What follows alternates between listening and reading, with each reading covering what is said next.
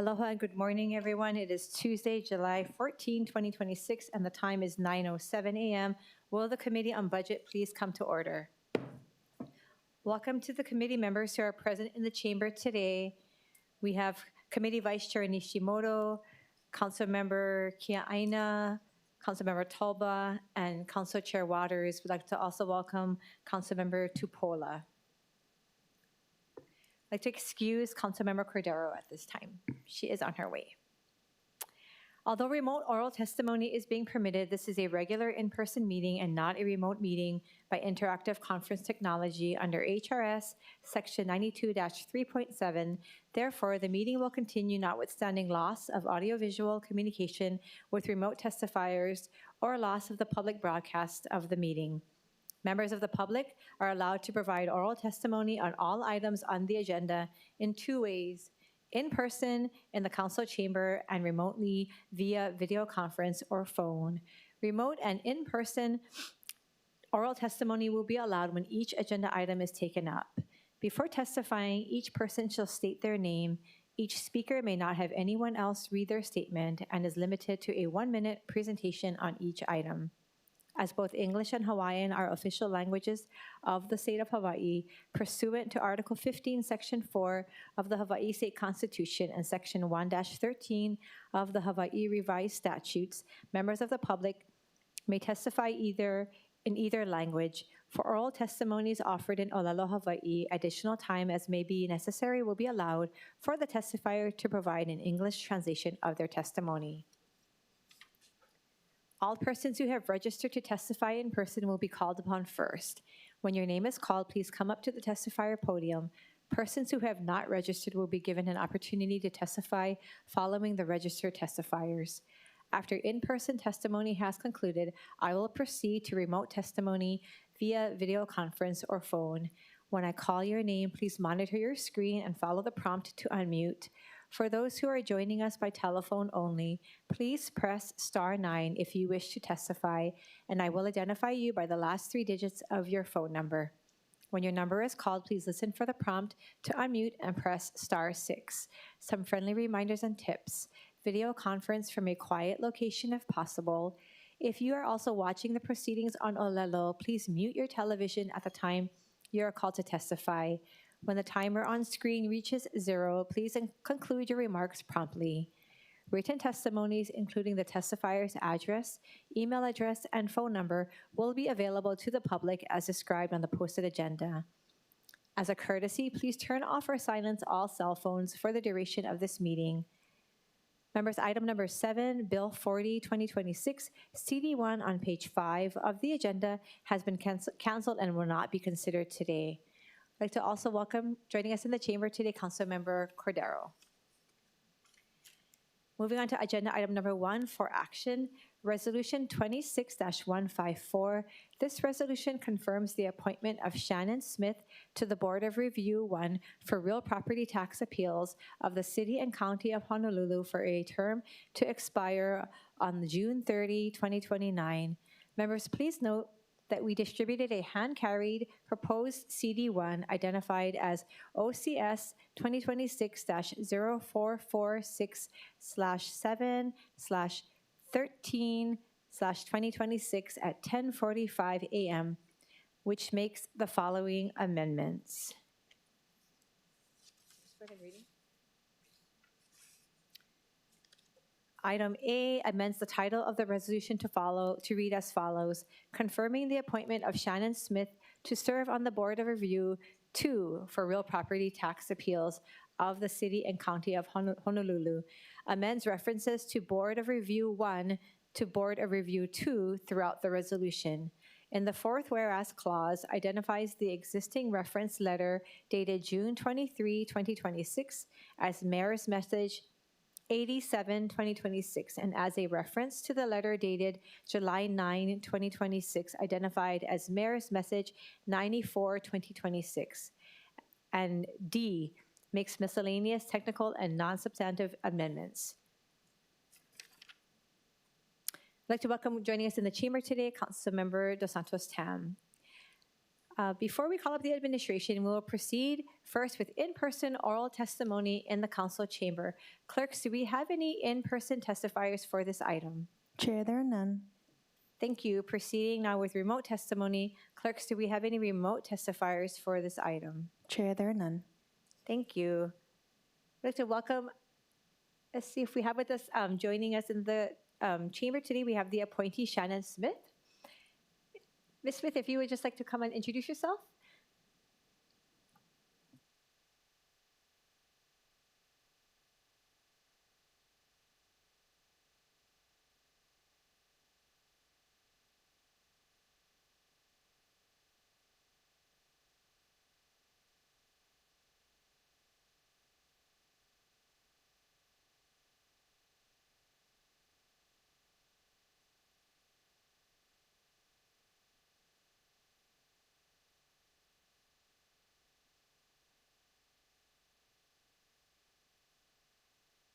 Brief recess.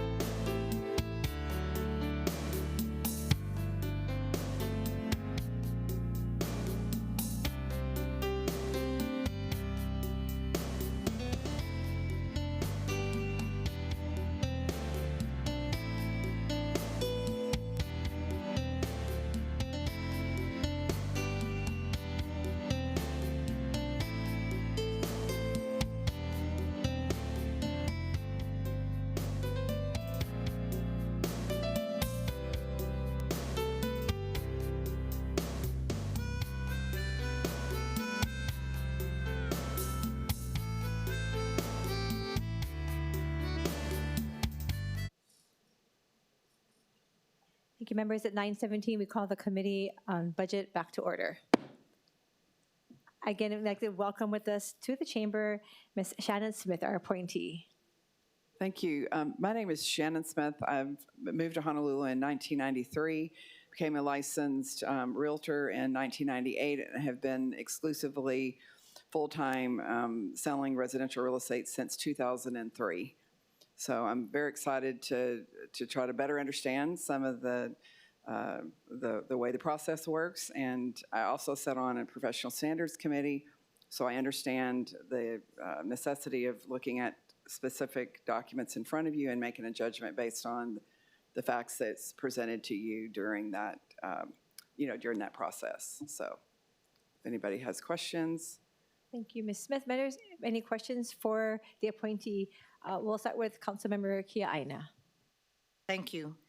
Good to see you, Ms. Smith. And I do appreciate your professional background, because this board is critically important for a lot of people, both homeowners as well as developers. And I also appreciate that you have a certificate in historic preservation. So Yes. Good for you. Over time, I've had various constituents come to my office requesting assistance with property tax disputes. And this year, I've been contacted by numerous recent condo owners at Ulana, at Ward Villages, and I'm pretty sure that the council member sitting next to me also has been receiving a lot of inquiries. And they've been contacting me about assessments, tax assessments, that they feel are based on inappropriate or incomparable comparisons, some which is twice as much as their appraisals from a few months before the city's assessment. Mm-hmm. The condo they live in is new, but has minimal amenities and is a 100% workforce housing building with simpler and lower quality finishing and materials. One of your key roles as a member of the Board of Review will be to assess disputes between the city's real property tax office and property owners for mass valuations. Sorry. What? Are you being told not to answer this question? Excuse me, can I? Oh, you gotta hold that? Yeah. Wait, I haven't finished my question. Yeah, I'm not interrupting. Yeah. I'm talking to her about. Okay, we'd like to have Councilmember Kia Aina finish her question for the appointee, and then if the administration would like to come up and during discussion, but please proceed, Councilmember So Kia for Aina. mass valuations, do you think the class or type of building matters when looking at comparison cells? In other words, should we be looking at similar buildings when looking for comparable cells? Well, I would hope that it would be somewhat based on value, and I am super familiar with Ulana. I actually worked on that sales team, so I understand that, if you're comparing buildings, there definitely would, if they're going to sell for a different value because of that's how you evaluate any property. I would be based on what they're made of, and Okay. yeah. So you concede that it does matter, so that when you're doing comparable comparison and assessments, you can't just compare a workforce housing building with another building in that's fair market value. I'm sorry, we can ask CORE to chime in on this, but these are active board cases that, in my opinion, should not be discussed at this point. Okay. I don't know if CORE or Council Services can chime in on this. You're asking specific information relating to cases. Just for the record, can you identify yourself, Mr. Takara, and then I'm we'll sorry, yes. proceed with it. Stephen Takar, Real Property Assistant Thank you. Administrator Thank for you. the city. You're right. I probably shouldn't have brought up the building. If I didn't bring up the building and was just asking the question, you would be able to answer that, correct? Well, I mean, I also have not been set down and I've gone through no training as far as what the current, the way that. Yes, but I was Current or asking your assessed. role as a realtor, not as Well, as a realtor, yes, the way that the finishes and certain things of a building absolutely Should would matter matter. as That's far all as I a need to market know. value. yeah. That's all I need to hear. Thank you so much. Thank you, Councilmember Kia Aina. Chair Waters. Thank you so much. I mean, I find it very intimidating that a member from the RPAD, Budget and Fiscal Services team, is standing over your shoulder. When you're sitting there as a tax appeals member and people like that are trying to intimidate you, are you going to stand up for yourself, or are you going to just do whatever he tells you to do? No, if whatever's presented in front of me, like I said, I set on the standards, and we have to just look at, I was just saying that we had a case where I felt that there was probable cause, but there was not proof provided to us, so we had to rule based on what is provided. It's black and white, what's in front of you, to look at that, and I would always, interject my knowledge and understanding the rules and the laws, apply those evenly no matter what. No, I appreciate that. And part of the problem is that you really don't have much leeway, right, when you're asked to decide these appeals. So one of the things I'd like to know from you is, once you have a little bit more experience, can you work with us to change the laws to make it better? That's Honestly, part of the reason I applied to do this is I want to better understand how the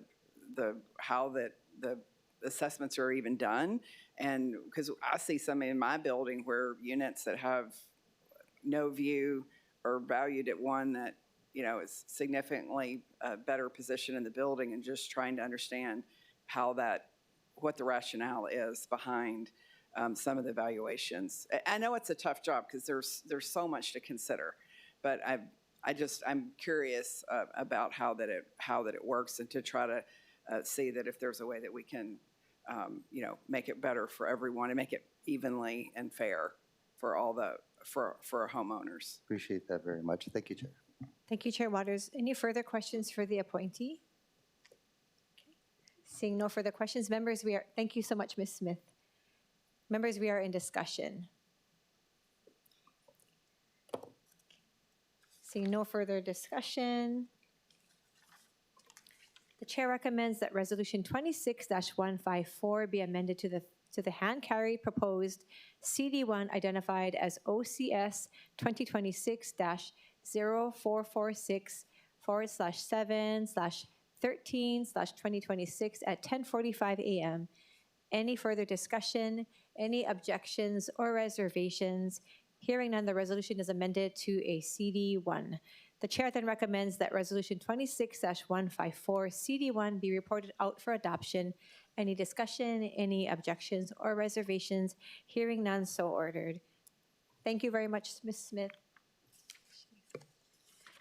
Moving on to agenda item number 2, Resolution 26-155. This resolution confirms the appointment of Shannon Olivado to the Grants and Aid Advisory Commission of the City and County of Honolulu for a term to expire on January 14, 2030. Before we call up the administration, we'll proceed first with in-person oral testimony in the council chamber. Clerks, do we have any in-person testifiers for this item? Chair, there are none. Thank you. Proceeding now with remote testimony. Clerks, do we have any remote testifiers for this item? Chair, there are none. Thank you. We'd like to now welcome up, I think I saw her here. We have the appointee, Ms. Shannon Olivado. Good morning, Ms. Olivado.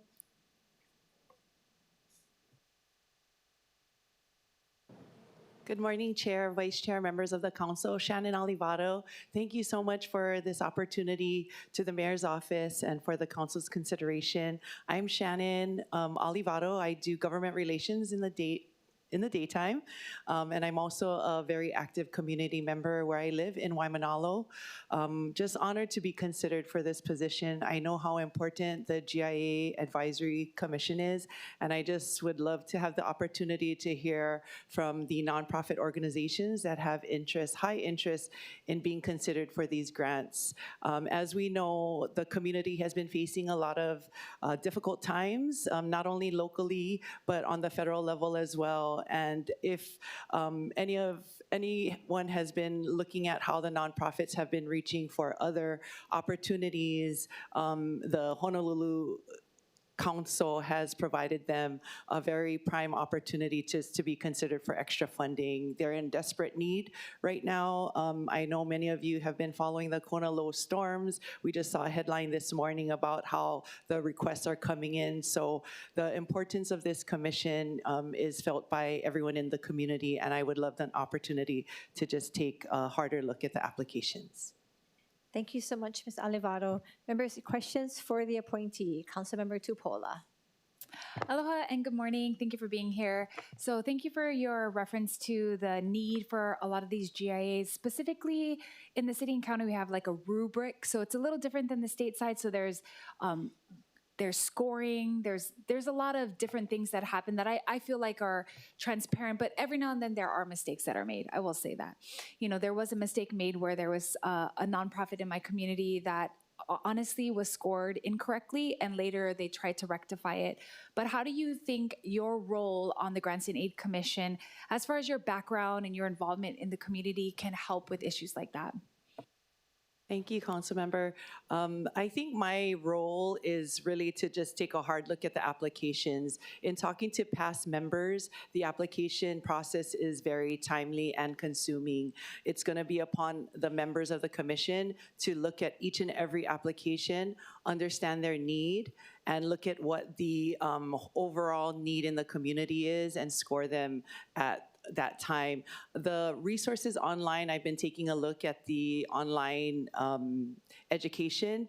It's pretty in-depth, but if there's opportunity for these organizations to learn more about what the committee members are looking at in scoring, I think that would really help them educate themselves. Maybe look at how other organizations that were awarded, what they put forth in their application to help improve theirs. Because I think what the goal of this commission is really to look at the need of the community at the time. Needs change every year, and I think it's upon this commission to not only bring your own expertise in analyzing each application, but then coming together as a group to understand why one particular committee member saw something in an application and why another didn't, and comparing notes. Yeah, it's important. I think 2 or 3 years in a row, I held a town hall, and I worked with Grants and Aid so that we could disseminate information. And I think sometimes, not all the time, sometimes in the city we feel like we're being very, very clear, and we're not. It's not as easy for people to digest or consume the information on how to be prepared, what is required, all of the other things. So we did actually have a few nonprofits speak at that town hall to kind of share their experience so that other people could kind of ask questions. But all of that has to happen before a lot of these things are posted, because there are timelines where the GIA not committee, but I guess a department within the city can't assist. There's like a time period where they can't answer questions when certain things have been disseminated. There's a time period to submit questions and get answers. So long story short, I think everything is going great. I work specifically close with them because of some of those issues. And I encourage you to continue to kind of, from an outsider perspective, suggest to us or even suggest to the administrator like things that we could do better, because he's great. He's always open to feedback. But I think as things change or as new groups come on board, it could be starting from square one, to be honest. Every time I have a town hall, there's always people who are just like, never, ever done a GIA, need to be acclimated from the beginning. So thank you for your willingness, and thank you for all your service to the community. Thank you, Chair. Thank you, Councilmember Tupola. Councilmember Kiaina. Thank you. Good to see you, Shannon. And you know, when I talked about your the breadth of your experience during Full Council, I forgot to mention all of your nonprofit work, and so I just think you're a well-rounded nominee. One of the challenges, I feel that you understand the challenges that nonprofits are going through, and as you know, because there's not a lot of funding streams, it's even more important of the role of Grants and Aid, as well as, quite frankly, the Community-Based Development Program, CDBG, out of the Department of Community Services. It's equally important, and I think that we need to ensure that that a lot of nonprofits who are at least involved in housing, because I feel that that's the direction, should also look at that as a stream of funding. My question is, one of the concerns I get is capacity of grant writing. Because of the dearth of funding trickling down to nonprofits, a lot of small nonprofits are finding that they can't compete and they're scoring lower. So my question to you is, what do you believe that the department or the advisory commission can do to build capacity within our communities, perhaps in consultation or collaboration with Hano and the Hawaii Community Foundation? What are your thoughts on that? Because I don't believe workshops are enough. You need to have workshops that strategically target it.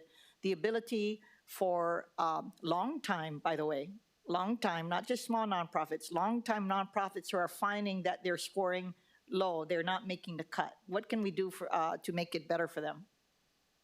Thank you for the question, Councilmember. Yes, I think Vice Chair touched upon the outreach efforts and that possibly being one of the outlets. But with respect to your comment with the smaller nonprofits not being able to access the funds, maybe it's having direct conversations with them and helping them understand why they did not get it. Instead of doing a major outreach effort, it could be more towards those that have applied in the past, have had a record of not even being considered or not even making the cut on the point system, and working directly with them.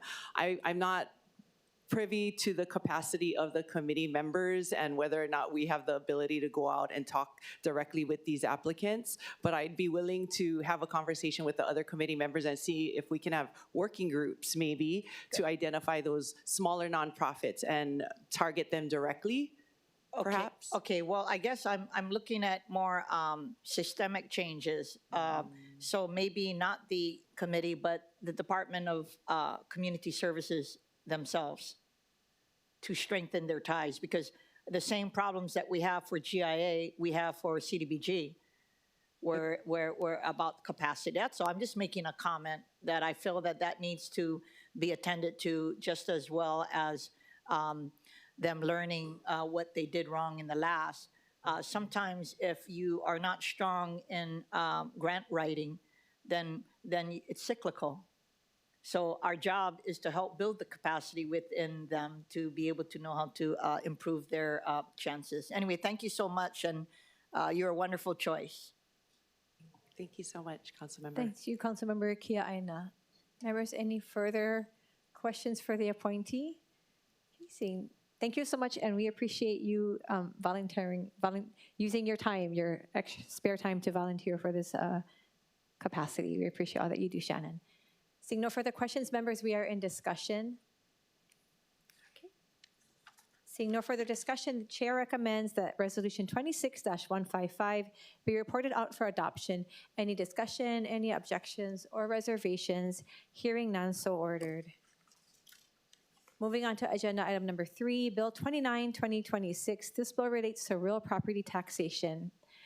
Members, I will now defer to the introducer of this bill, Councilmember Dos Santos Tam, for further explanation. Thank you, Chair. Thank you for hearing this bill. It's a fairly short bill, but it deals with the sort of alphabet soup of housing programs that go to help low-income rental projects. There's many different types of financing, and there's many different regulatory agreements that these projects face. They come in different flavors. Sometimes they're with the city, sometimes they're with HHFDC, sometimes they're with HCDA, sometimes they're with the federal government through LIHTC, sometimes they're through all of these, depending on how a project gets financed.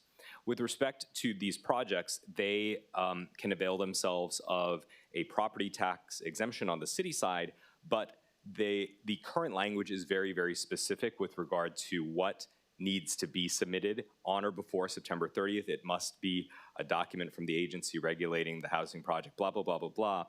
And my proposal here is to simply have the regulatory agreement or mortgage documentation available to real property so that they can properly grant the exemption here. I know that was a lot, but hopefully that made a little bit of sense, and I'm sure the administration will have some comments on it. Thank you, Councilmember Dos Santos Tam.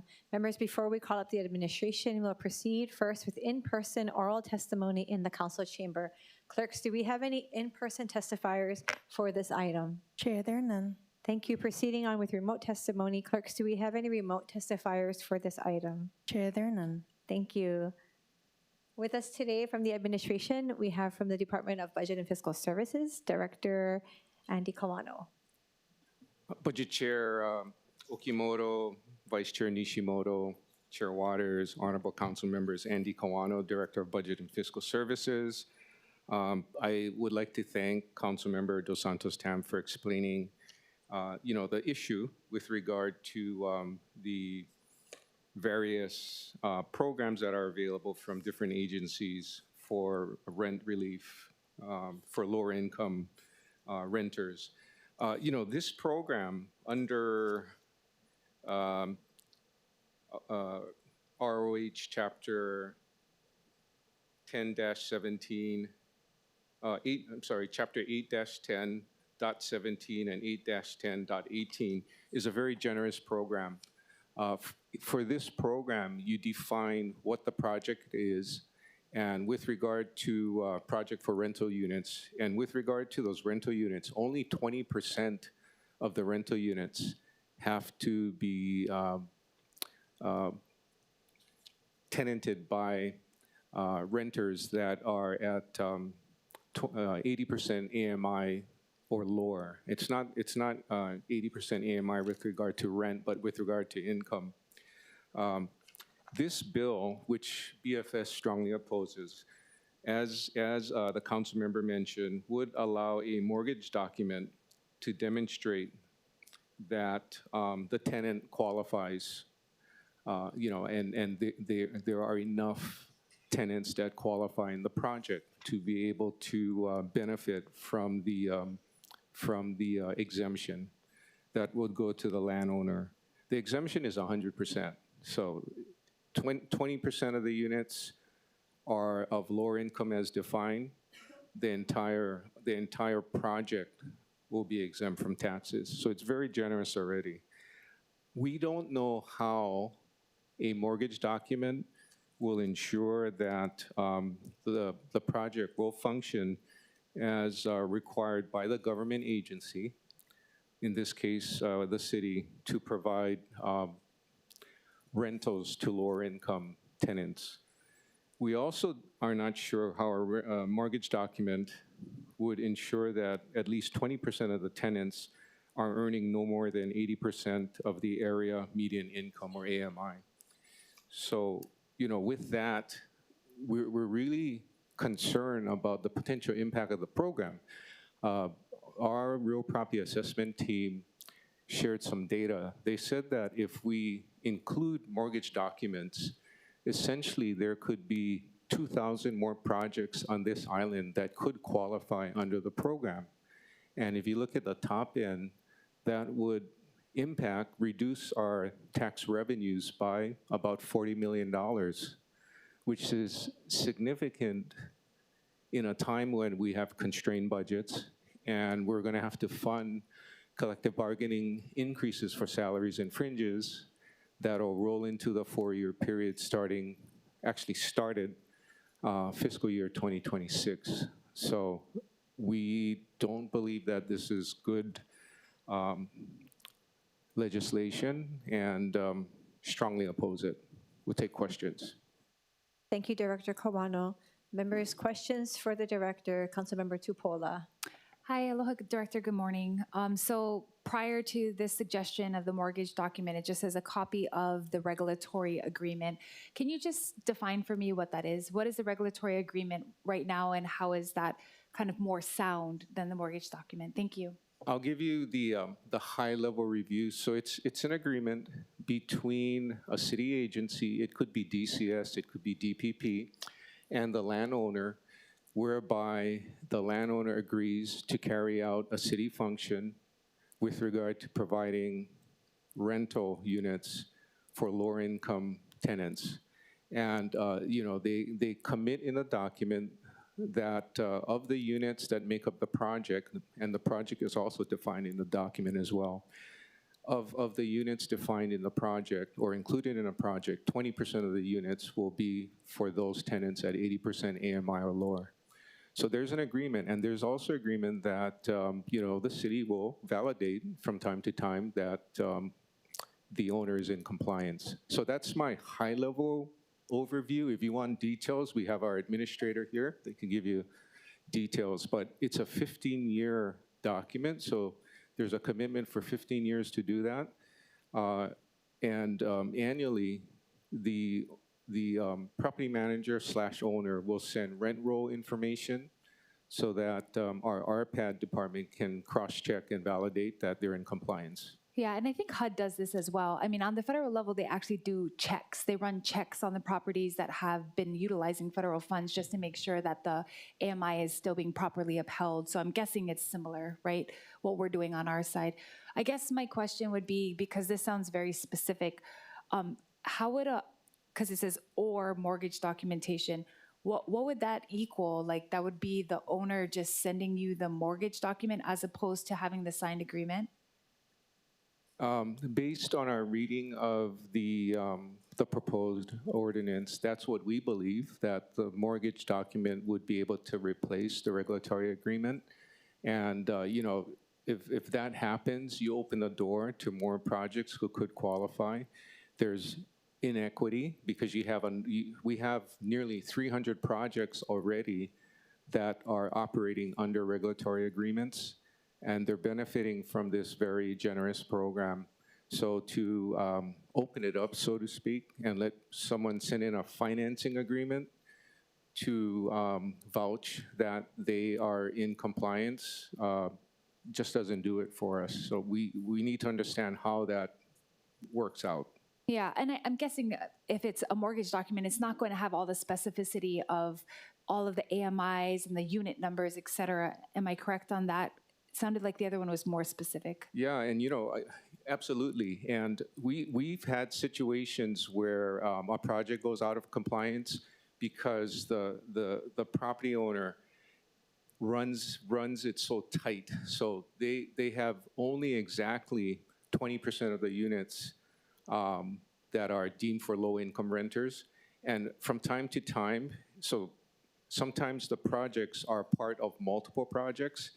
They do things like they move units around, or they put the resident manager, they move it from the market building to the low rental building without readjusting, the number of rental units that they have that would qualify. And they go out of compliance. They do stuff like that, and I've seen it, and it's hard to fix, and that's why the regulatory agreement is needed, especially when you have such a generous program. Thank you for the specification. Thank you, Chair, for the time. Thank you, Councilmember Tupola. Councilmember Dos Santos Tam. Thank you, Chair. First of all, this is, we've had a number of meetings on this. This is my first time hearing about the potential 2,000 projects that this would have affected. And I'd really like to understand that piece better, since it's my first time hearing about that specific number. Is there a way to get that information? Yes, we just worked on it recently because we didn't think the bill would continue to move, with the clause, the or clause for mortgage documents. So we had to do more research and dig into the data, but we can get you more information. Yeah, I would appreciate that. As I've mentioned, there's a number of different ways that these projects are regulated. Sometimes it's by the Fed, sometimes it's by the state. How does the city currently assess whether a project is quote unquote compliant if it's a state regulatory agreement or a federal regulatory agreement? Since our administrator is here, I will allow him to respond to that for the right details. Yep.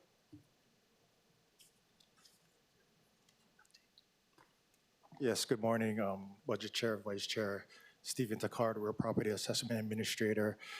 The annual certification includes a certification from a regulatory agency. So in cases where HCDA or HSFDC or a city agency, they would supply the certification document confirming or assuring that the property management or the project complies with the original agreement, which merits or grants the exemption.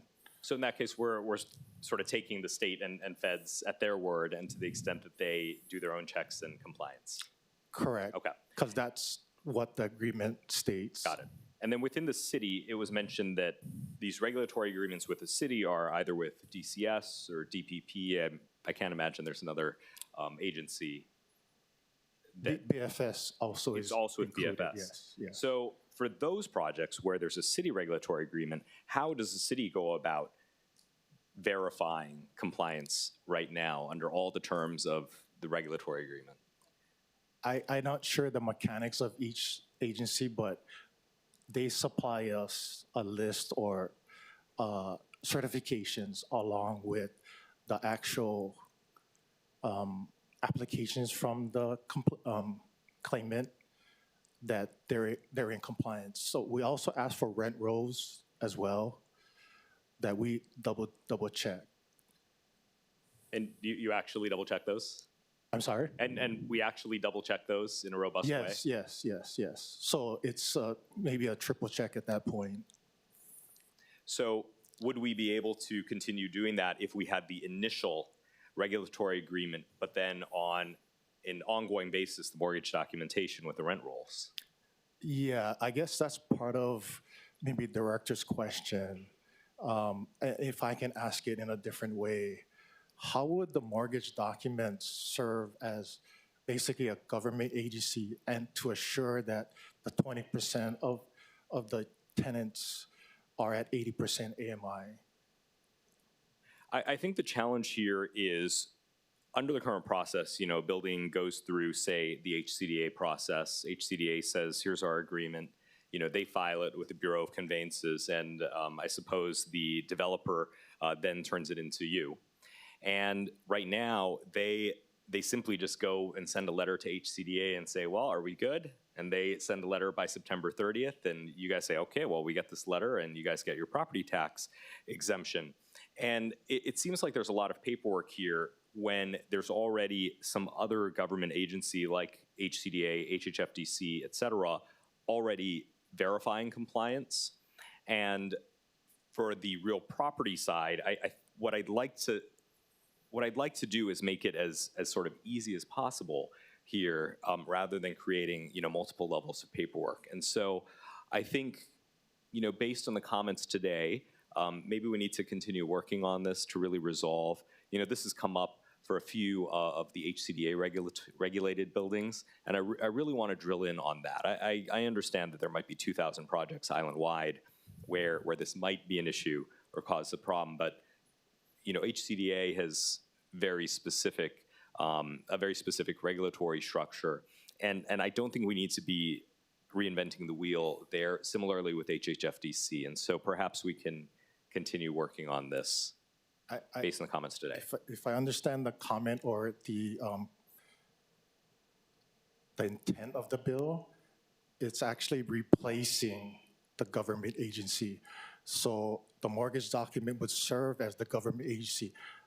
The way I understand your comment is that they would go through the government agency, but this proposal is removing that government oversight that we need, or that's been historically successful, because now the mortgage documents, right, the bill says or, right, so now it replaces it, and so you don't have a government oversight. So that's why I was asking, how does the mortgage documents, right, because my understanding is the mortgage, or I'm asking, what, am I missing something that the mortgage has assurances that they would comply with the exemption provisions? I think that the core issue here is when there's another government agency involved that's already doing its checks, HCDA, HHFDC, et cetera, for the purposes of real property tax, I want to make sure that we're not asking for sort of all of the documents in order just to get something that they get each and every year in order to recertify. I think we can streamline this process and make it a little bit easier. So I'd like to just explore that, and this can be a vehicle to do it. But I think maybe based on comments today, there's a little bit more work to really drill down on how we can facilitate that.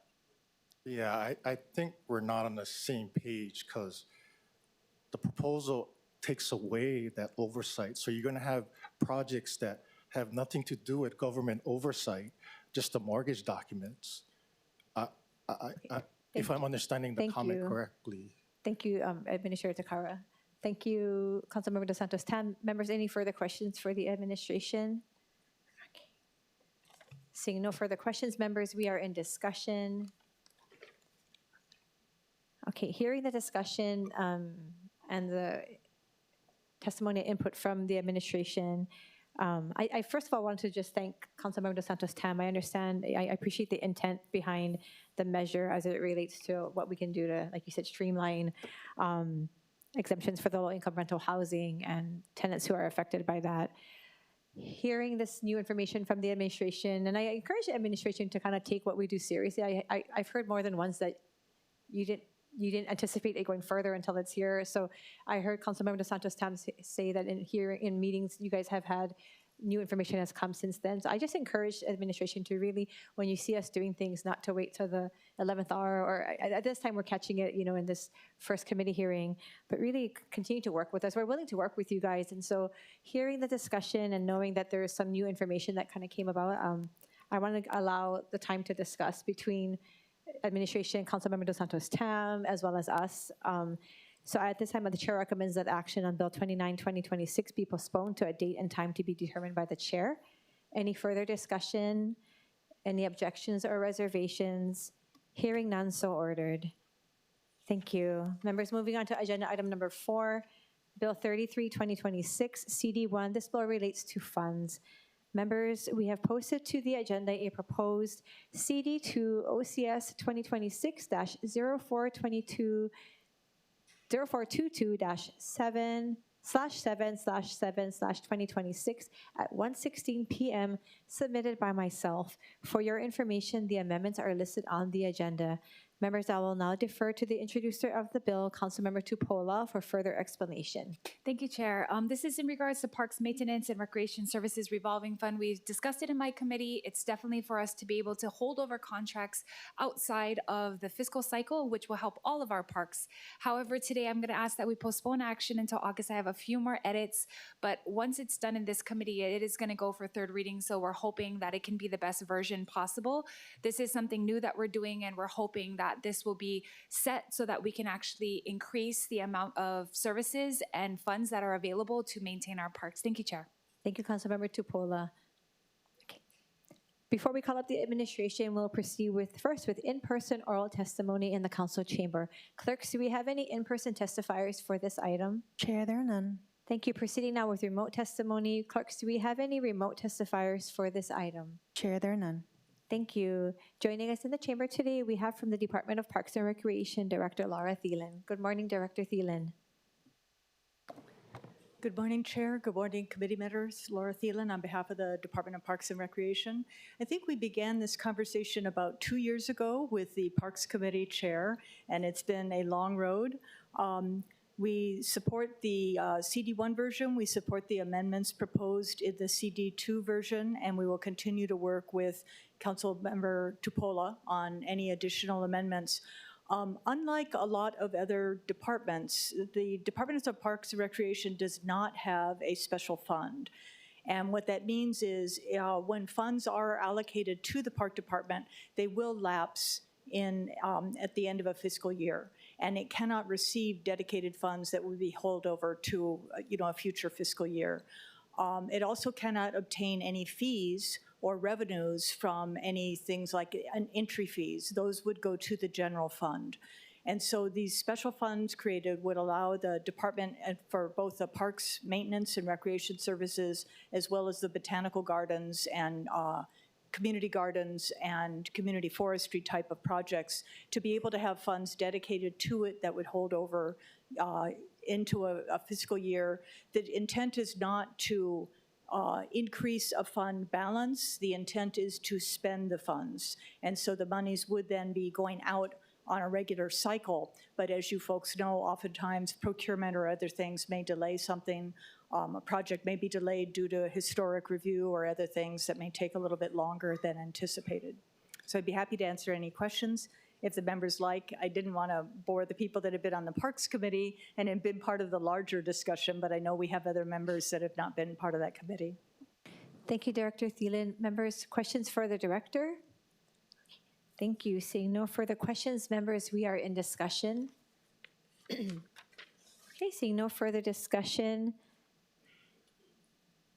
the chair recommends that Bill 33, 2026 be amended to the posted CD2 identified as OCS 2026-0422/7/7/2026 at 1:16 p.m. Any discussion, any objections, or reservations? Seeing none, the bill has been amended to a CD2. Okay. Okay, thank you. Backing up, I just want to mahalo Councilmember Tupolo again, and thank you for your input. We want to ensure that this measure, before it passes third reading, is properly amended. So the chair recommends that action on Bill 33, 2026 CD2 be postponed to a date and time to be determined by the chair. Any discussion or objections or reservations? Hearing none, so ordered. Moving on to agenda item number 5, Bill 44, 2026. This bill relates to revenues and funds. Members, I will now defer to the introducer of the bill, Councilmember Kia Aina, for further explanation. Thank you, Chair. Before I talk about what Bill 44 does, I would like to talk about the ordinance that it is amending, and that would be Ordinance 2133 that was passed in 2021. And what this ordinance did was it set aside 8.34% of all transient accommodations taxes to be used to mitigate the impacts of visitors and public facilities and natural resources, including the restoration, operations, and maintenance of beaches and parks, and also supplement and not supplant any funds regularly appropriated for the purposes specified under this measure. Currently, 100% of these funds, which is about $8.99 million annually, and it's only likely going to increase as the TAT increases. It is administered out of the Department of Budget and Fiscal Services, and it's been around 5 years. And, currently all departments are eligible. And I've been watching this year as I think it's one of the first times that 100% of those funds is going to the Department of Parks and Recreations. I have expressed concern. I believe that the process needs to be a little more transparent for the council members. This year's funding will be used mostly to help with regard to the fixing of a lot of roofs at our parks, which are in dire need. But I don't know if that was the intent when we had crafted this, because there's a lot of other needs. Again, it's not to supplant, it's supposed to supplement base funding for the park. So having said that, I think it's high time, given the fact that Councilmember Tupola is advancing both bills 32 as well as 33, I did feel that the TAT needed a time for revision. And so under Bill 44, what I do with the 100% is that 75% will go to the Department of Parks and Recreation, 65% to the Maintenance and Recreation Services Revolving Fund, 10% to the Botanical Gardens and Urban Forestry Revolving Fund, and lastly, 25% would go to the Department of Enterprise Services to the Honolulu Zoo Fund. And so I think that this is a measured approach, given the time that we've had to see about whether or not the current system is working. I believe that it could be improved, and it could be better improved by directly putting these funds in areas where, number one, there is need, and in alignment with the intention of this ordinance. Thank you, Councilmember Kia Aina. Before we call up the administration, we'll proceed first with in-person oral testimony in the council chamber. Clerks, do we have any in-person testifiers for this item? Chair, there are none. Thank you. We will now proceed with remote testimony. Clerks, do we have any remote testifiers for this item? Chair, there are none. Okay. We'd like to welcome back again with us Director Laura Thielen from the Department of Parks and Recreation. Thank you, members of the committee. Laura Thielen, on behalf of the Department of Parks and Recreation. We also have with us today the director for the Department of Enterprise Services, who may also want to speak as well. I would like to address remarks on both Bill 44 as well as the next bill on the agenda, which is a similar bill submitted by Councilwoman Tupola, Bill 49, I believe it is. Director, I think we have to just stay within the confines of Bill 44 at this Right. time. But when we do take up 49, Okay. we can Thank you. have you come up again. Thank So, you. Right. So if I may, just in the context of my remarks on Bill 44, initially when the administration, we started this discussion, I think there was some uncertainty by the Department of Budget and Fiscal Services about allocating a full 100% of that 8.34% of the TAT. So the initial discussions was about allocating 50% of that. I think in the intervening time that has passed, the administration is in agreement that it's best at this point in time to allocate the full 8.34%. And so there is support for the allocation that is in Bill 44 with 100% of the 8.34%. So I want to thank the council member, Park Committee Chair, for working with us so diligently and moving the discussion forward about having an allocation. It's been a pleasure to work with the Park Committee. And I also want to thank the councilwoman who initially put in the legislation to have the 8.34% carved out for the impacts of tourism on recreational activities, because we think that is really important. So just in that larger context, you know, we do support the allocation in Bill 44. Thank you, Director Thielen. Members, questions for the director? I do believe we have with us from the Department of Enterprise Services as well, Director Dita Hollyfield. If you would like to come up, Director.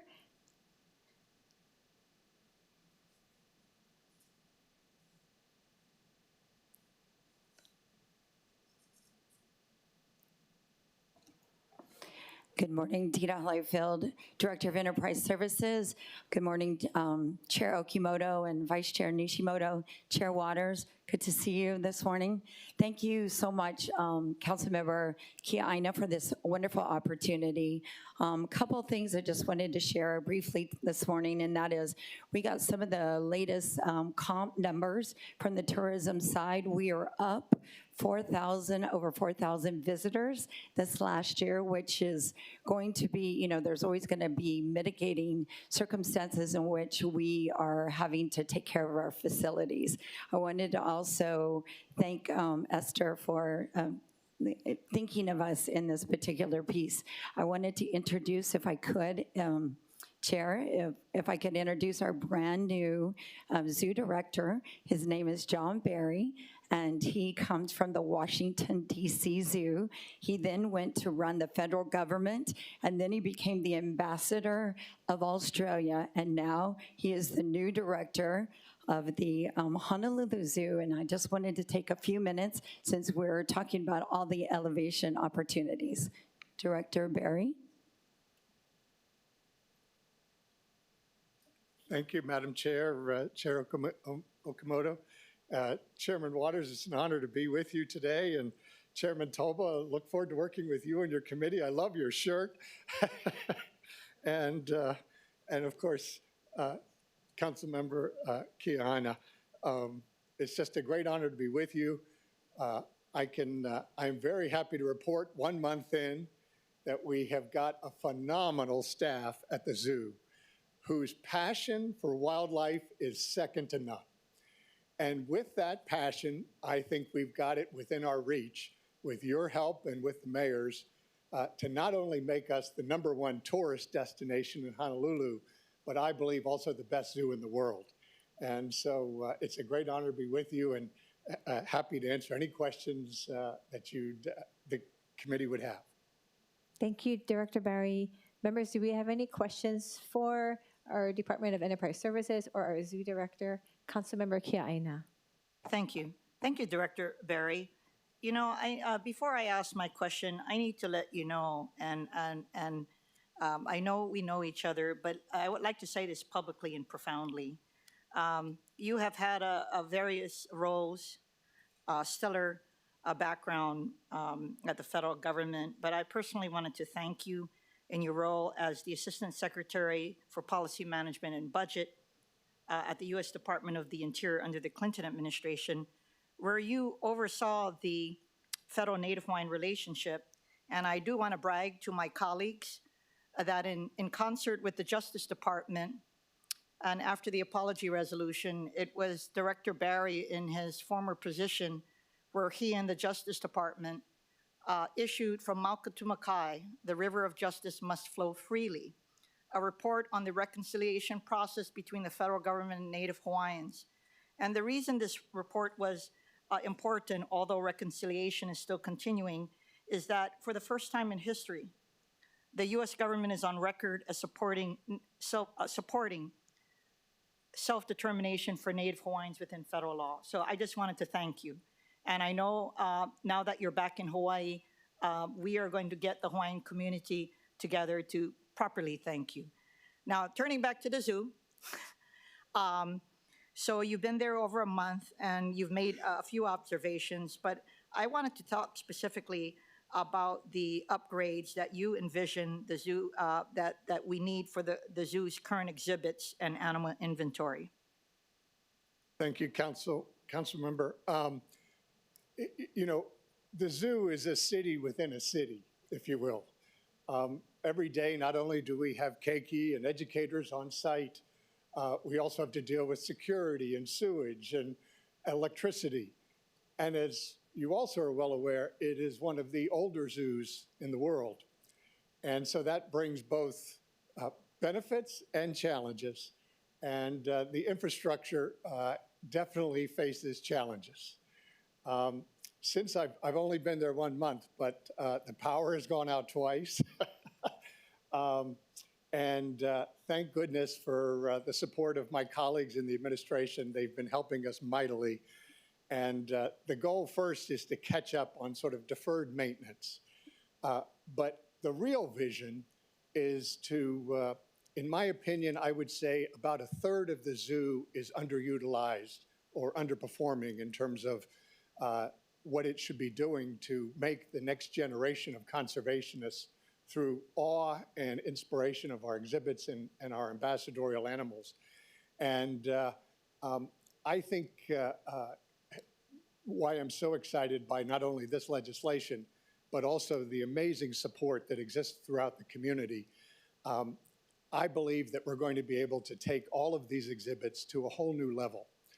And starting with Giant Panda, which hopefully will be proceeding forward. The mayor's in very good discussions with the government of China. And I think that could be a very dynamic heart to the zoo, to the new exhibitry in the zoo. But we also face many challenges. So for example, orangutans in Sumatra and Malaysia are crashing in populations. Just like the Kona lows hit the islands here, we lost about 500 orangutans through landslides and storms that were occurring in our neighbors. And so I'm looking at refreshing the old chimp exhibit to become a new orangutan exhibit, which I think could be very dramatic for the city and would also help our partners in the Orangutan Foundation because their sanctuaries right now are busting at the seams. There used to be in the 1980s an Australia exhibit at the zoo, and I would love to proceed with bringing that back with a lot of wonderful animals that our children and keiki can truly appreciate and learn from. We are refreshing right now our giraffe exhibit to make it a multi-animal exhibit. We will be allowing our giraffes access to that yard for 24 hours a day with improvements that are being made right now this week. And in the fall, we hope to welcome 2 zebras. And we look forward in the future, if that integration goes well, to maybe adding in ostriches as well to the African exhibit as well. And I think what you see is, I foresee anchor exhibits throughout the zoo that can be very dramatic, very exciting, and then they'll be linked with smaller exhibits with smaller animals. in closing, I just would make one last point, and that is one of the zoo's core missions is conservation. And they have a very proud history, and one I am proud to join and hope to help take to even more accomplishments. The zoo was the first to ever breed Galapagos tortoises in the world.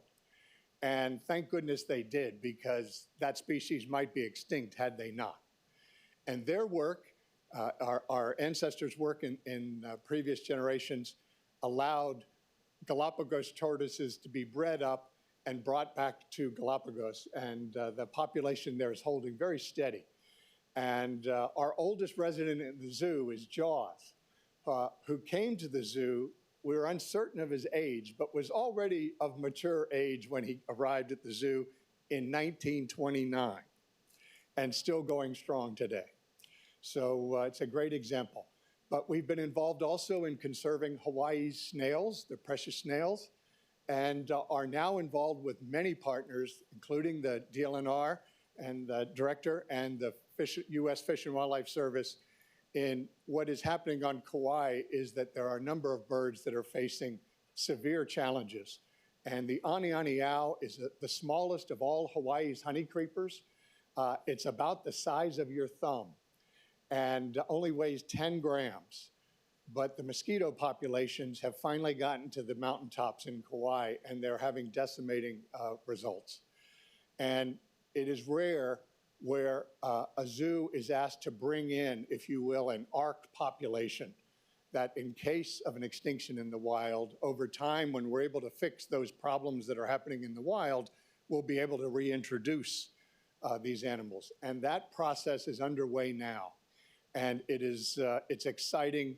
Our team has been volunteering, and this is one where it's all hands on deck, and I think Thank you it's so gonna much. I really love your energy. I think we're going to have you come back to the our Public Safety and Parks Committee, and you can do an info briefing there. Thank you so much, Director. Did that answer your question, Councilmember? Yes, and thank you for talking about Kauai, because the social media feed is burning and people are crying in Kauai right now. So I just like the fact of what you're envisioning at the zoo, but more importantly, what you could do for conservation, because what is happening is going to be happening all around the archipelago. Yes. And we have to look at innovative ways of seeing the various partners to help in the conservation. Thank you so much, Thank Chair. you. Thank you, Councilmember Kaina. Members, any further questions? Seeing no further questions, members, we are in discussion. Committee Vice Chair Nishimoto. Thank you, Chair. I do think this bill and the next bill provides funds to some worthy causes. I don't have a problem with that. I do have some reservations about earmarking things to specific programs. As someone that was on the Finance Committee in 2006, 2007, 2008 in the legislature, when we had sharp economic downturns, and we cut our state budget by 30%, and we swept every available special fund we could just to balance the budget. I'm always cautious to put things in specific buckets or for specific things.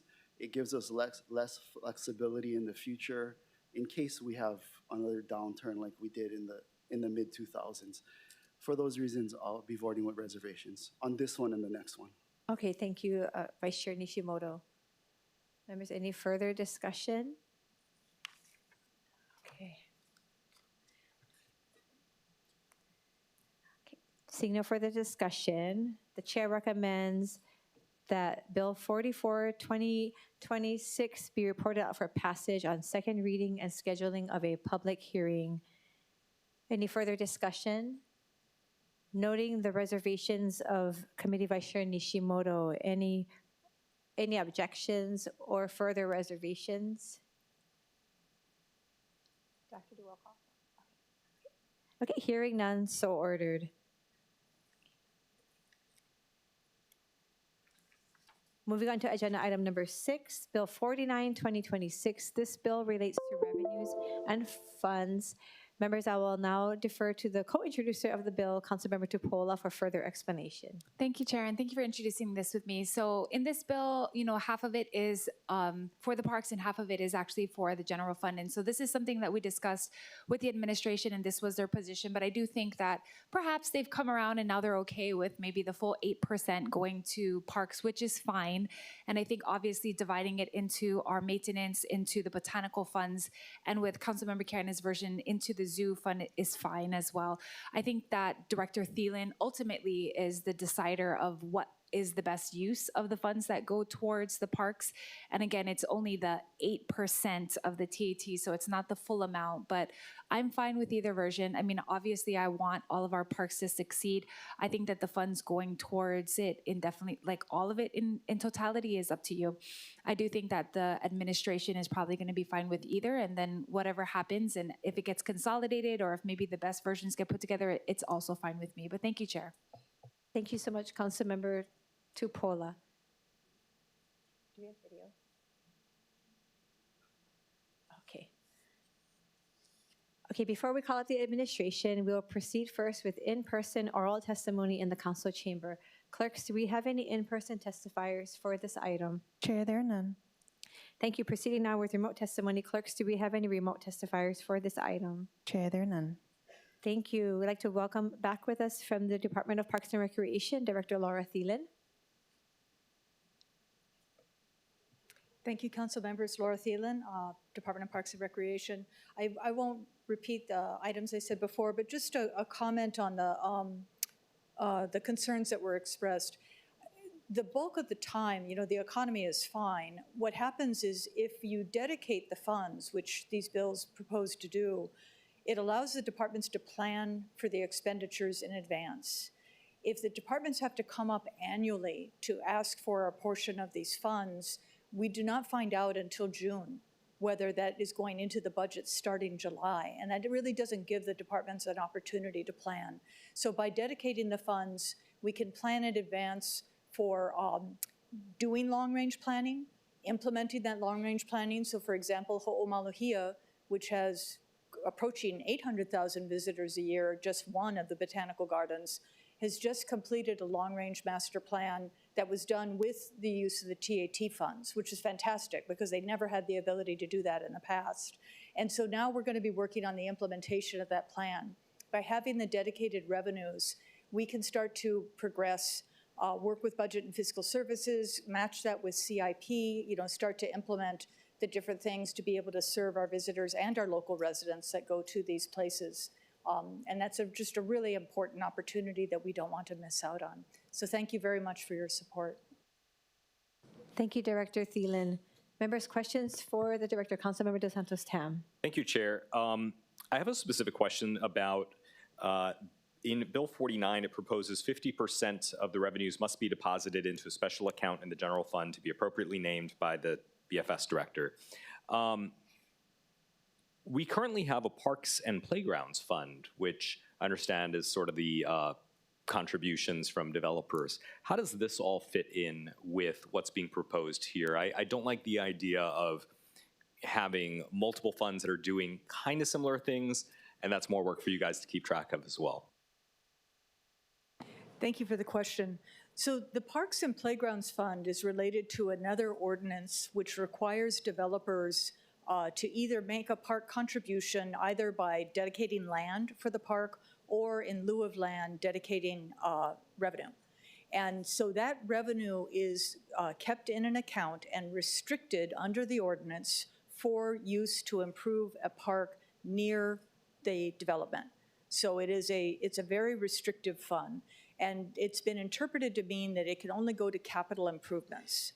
So it cannot be used to, say, put in benches and trees and a drinking fountain, because those are not capital improvements. And so that money tends to sit until there is a capital improvement in the location of that development.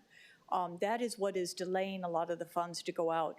Normally, the contributions are in such a small dollar figure, they don't justify creating a capital improvement for it. So for $50,000, we can't, we're not going to go and start $1 million project for that. The Parks and Playground Funds, if it's above My rule of thumb is if it's above $500,000, then we could go ahead and initiate a capital improvement project. If you folks wanted to get the money out quicker, and you amended that ordinance to allow us to do non-capital improvements to a park, which would open up the door for smaller amenities, which would improve a park, we could get that out very quickly.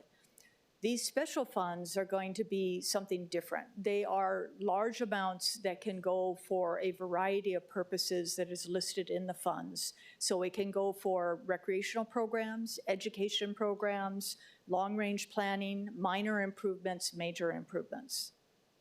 Thank you. That's exactly the answer that I wanted to hear, which is one of my frustrations with the Parks and Playgrounds Fund is that you're right, small amounts, relatively small amounts, go in and then they just sit and no one ever sees the benefit, even though we say, oh, the developer is supposed to be helping with this park.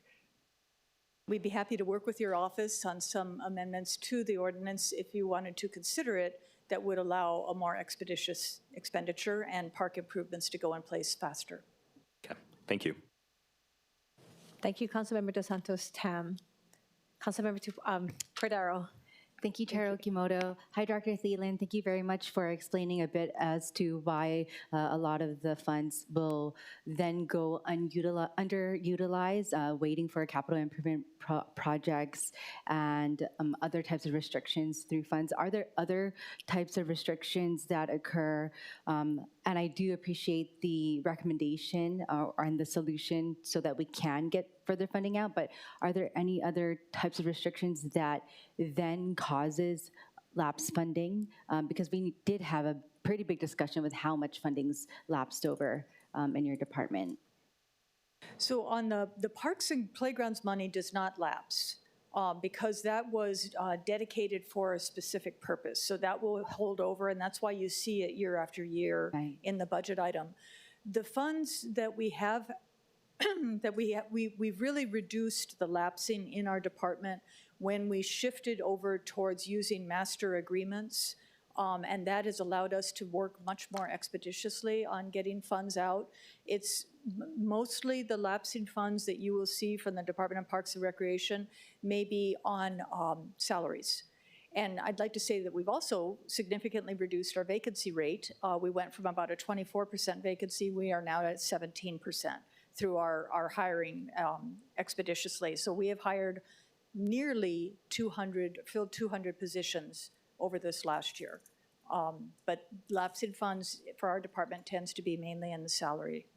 And the salaries were reduced in this year by over 5%, so you will likely not see that type of lapse in fiscal year 27.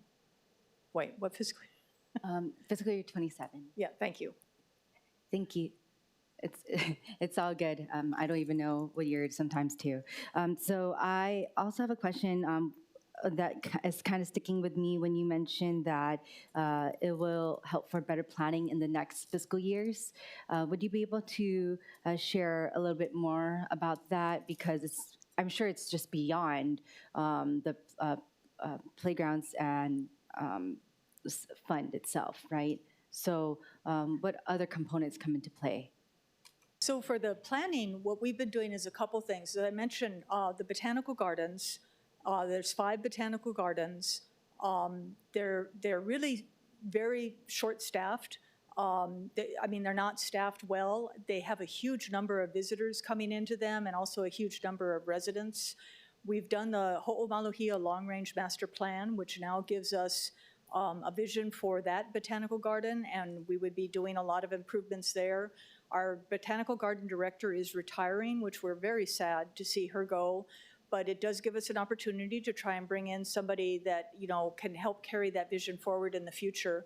We are working on the education program at the botanical gardens, which is highly popular, and so we are trying to reorganize that so that we can expand our educational offerings through the botanical gardens.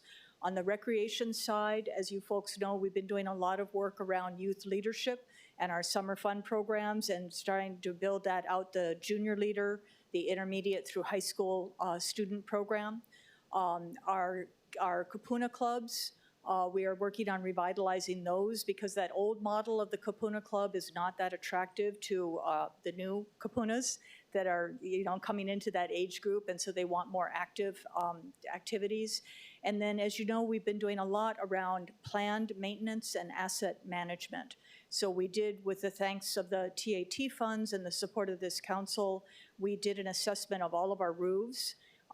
You have supported this year. We will do a similar assessment of electrical and light poles, because as many of you know, the nighttime activities are hugely important to our working population, which needs to recreate at night, and for our youth leagues, which need to expand, field use, and so we need to have the lighting for that.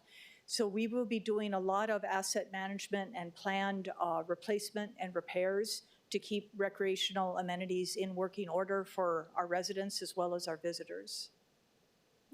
Okay, thank you. My one last question, because actually my state representative is watching and has actually commented about playground. Will this allow for a new master agreement for newer types of play equipment that's more up to date versus, I guess, the plastic kind that she brings her kids to and sees it at Salt Lake District Park? Sorry, that's really pointed, and you can tell who my state rep is already. So I am delighted that this year we got permission to use a national master agreement around playgrounds. So we have 5 vendors in Hawaii that are certified under this agreement. We have one is going in right now in Council District East Side. We have one going in out on the Waianae community and one going in Sheridan to replace the playground that was burned down. This is a design build contract, so we can give parameters for the design and have the companies then bid on that, and we will select the design that meets both the durability and the safety as well as the creativity. So far, the designs have been utilizing more of the typical type of playground materials, although they're going to be new recreational amenities that we haven't seen before. But I was thinking the same thing myself with this latest design that came out for Sheridan. And so we may give instruction next time to see what they can come up with that's a variety on the design. But Sheridan will be our first early childhood playground in decades, as well as a playground for older kids. And they will be separated, so they'll be safe, but there's going to also be a little mini bicycle track around it for young kids to be able to bike, because we see them out on the play courts all the time, and it's not really appropriate for them to be commingling with the basketball players. definitely, and I agree. And also the same state representative was the reason why I started putting, and I guess you call it early childhood, but tot lots into my budget requests from when I first came on.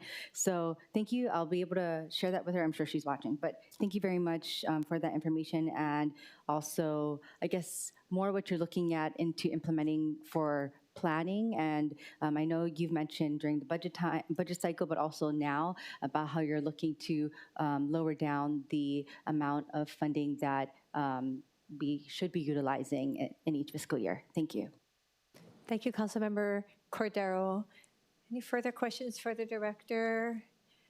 I had a quick question, Director Thielen. I know that this measure and the measure before us were similar. They had the intents, I think, were similar, but maybe the avenues that we're taking are slightly different. Which vehicle is for your department would be the best, or would you prefer?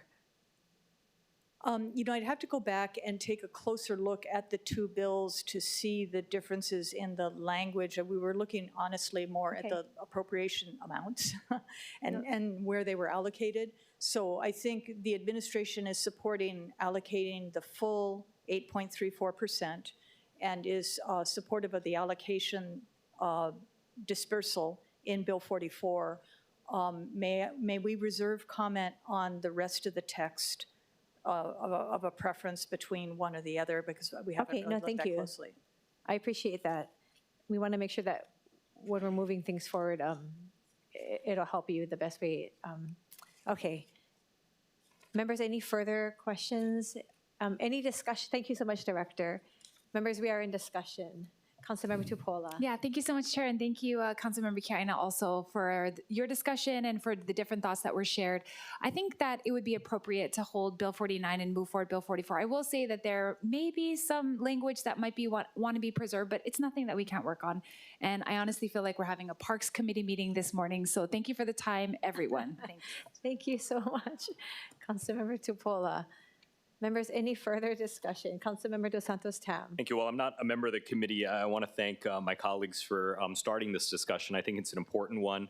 I want to mahalo especially Councilmember Kiana for her proposal to dedicate some of the funding to the zoo. I think that that's an important aspect, especially given how many of our visitors go there. Overall, I also appreciate that these bills work in conjunction with Bill 33, which rolls together and repeals two very small special funds, which has been one of my goals this whole time, is looking at some of these little funds and how to make them work better. And so I look forward to working with Director Thielen on the Parks and Playgrounds Fund, especially if we have tiny amounts of money that are just locked up, not doing anything. Thank you, Councilmember Dos Santos Tam. Members, any further discussion? Okay. Thank you. And thank you again, Councilmember Tupola, for introducing this measure. The chair recommends that action on Bill 49, 2026 be postponed to a date and time to be determined by the chair. Any discussion, any objections or reservations? Seeing none. So ordered. Thank you, Councilmember Tupola. Members, moving on to agenda item number 7. As I announced earlier, this item has been canceled. I'd like to thank Councilmember Dos Santos Tam. Will continue working on it and look forward to hearing it in a future agenda. Moving on to agenda item number 8, Bill 45, 2026. This bill relates to real property taxation. Members, I will now defer to the introducer of the bill, Council Chair Waters, for further explanation. Thank you so much. What this does is increases your homeowner's exemption by $20,000. And, you know, everybody talks about the cost of living and how expensive it is to live here in Hawaii. We lapsed $200 million last year. $200 million that could go back into taxpayers' hands if we pass Bill 45 and 46. Bill 46 deals with kupuna, and I'll talk about that in a few minutes. But again, we don't have control over food, the cost of food or medicine or other expenses, GET tax, your income tax, both on the state and federal level. But we do have control over your property taxes. And that's what this bill does. It increases your homeowner's exemption, and that way you have more money in your pocket to support your family and take care of daily needs. So thank you. Thank you, Chair Waters. Before we call up the administration, we'll proceed first with in-person oral testimony in the council chamber. Clerks, do we have any in-person testifiers for this item? Chair, there are none. Thank you. Proceeding on with remote testimony. Clerks, do we have any remote testifiers for this item? Chair, there are none. Thank you. Joining us from the administration, we have from the Department of Budget and Fiscal Services, Director Andy Kawano. Good morning again, Director Kawano. Good morning again, Budget Chair Okimoto, Honorable Council Members, Andy Kawano, Director of Budget and Fiscal Services. We have no issue with the intent of the bill. We understand what Chair Waters is doing. I appreciate his introduction. Our concern is the fiscal side. And we already have an exemption increase that's going to go into effect July 1st, 2027. This bill would essentially double up for those under 65, $20,000 more in exemption, which is, I think, something that taxpayers would really appreciate. At the same time, our responsibility at BFS is to balance things and to ensure that we're able to fund programs. The lapsing that we've had is real, but keep in mind that information is from June 30, 25. We are going to have tougher times going forward, and we actually, for the 27 budget, needed to reallocate salaries to other city service areas so that we could continue services, cover mayor's priorities, at the same time balance the budget. So we're gonna, I think if we continue to take revenue by passage of bills from different mechanisms in the real property tax program, we're going to be hurting. And I think we're going to be hurting going out a few years because the current CBA agreements, if we just look at that, will increase our costs on a compounding basis by more than $50 million a year. And it's actually started in FY26. So every year you're going to have that compounding effect just from salaries and fringes. And then, solid waste costs is going to go up because of just costs of what we pay for people that collect garbage. The supplies we use, materials we use, the equipment we use, everything's getting more expensive. So, we have transit as well. Everything's getting more expensive there. So I think while the council members like to point out lapsing of the general fund in the past, it's not going to be as much going forward. And keep in mind that coming out of of COVID, we got a lot of federal dollars. The last large sum amount through the ARPA program, and a lot of the monies were deemed to be revenue replacement, so essentially like general fund money. So we got that. There was inflation coming out of COVID, so we had large increases in our investment income on the cash that we hold on the side, pending expenditure. A lot of that's going to, we don't know where all of that's going to go, and we're definitely not going to get a lot of funding from the federal government. It's the opposite now. So we want to proceed cautiously, and that's why we strongly recommend that before we pass additional legislation that reduces income taxes, let's do the permitted interaction group and look at the whole thing. We should look at the whole thing going forward because times are going to get tough. Thank you. To questions. Thank you, Director Kawano. Chair Waters. Thank you, and thank you, Director. I read your testimony, and it makes sense. However, let me ask you this. Whose job is it to figure out new ways to generate revenue? Is it the Director of Budget and Fiscal Services, your department? Is it the mayor? Is it, well, whose job is that? Well, I think it's all of us, Chair Waters. With regard to BFS, our focus is not revenue generation. It's managing, our finances. So we manage cash coming in. What we don't have to spend right away, we invest it. We manage disbursements, cash going out, including payroll. We oversee that. We oversee our bond program, which is the largest part of, the debt that we have as a city. We work with other departments to be more efficient, and we continue to do that, and through the use of technology and through how we procure products. So I think the responsibility to find new revenues is the responsibility of all of us. But at the same time, the revenues cannot be collected from our residents and businesses. They're already saying, right, there's an affordability issue. So how do you continue to collect it from folks outside, non-residents and folks outside of the state? That's the tricky part. Yeah, no, you're right.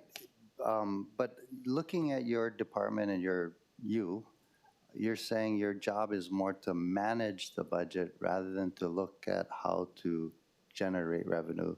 And we want to generate revenue not on the backs of our local families who are struggling to survive, but every time we come up with an idea, you come and testify against it.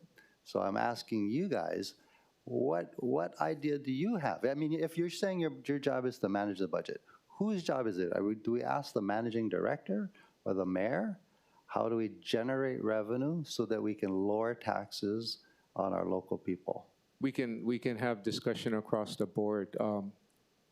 You just said we don't agree to it. Well, the sponsorship program that just got approved, by Councilmember Cordero. She introduced it, and I think with another council member, but that got approved. And that's something that we can jointly do How's to that raise going? revenue. How's that going? I haven't seen anything material, but I know that, I shouldn't say I haven't seen material. anything materialize. We I passed think- it, but the administration's got to actually implement it. It's happening at the zoo. And I think even council members, you can introduce people too that are interested as well. I think it's a joint effort. It's, the city, as I have learned in 5.5 years, we don't have all of the taxing and fee and other revenue generation authority that the state has. We just don't. Yep.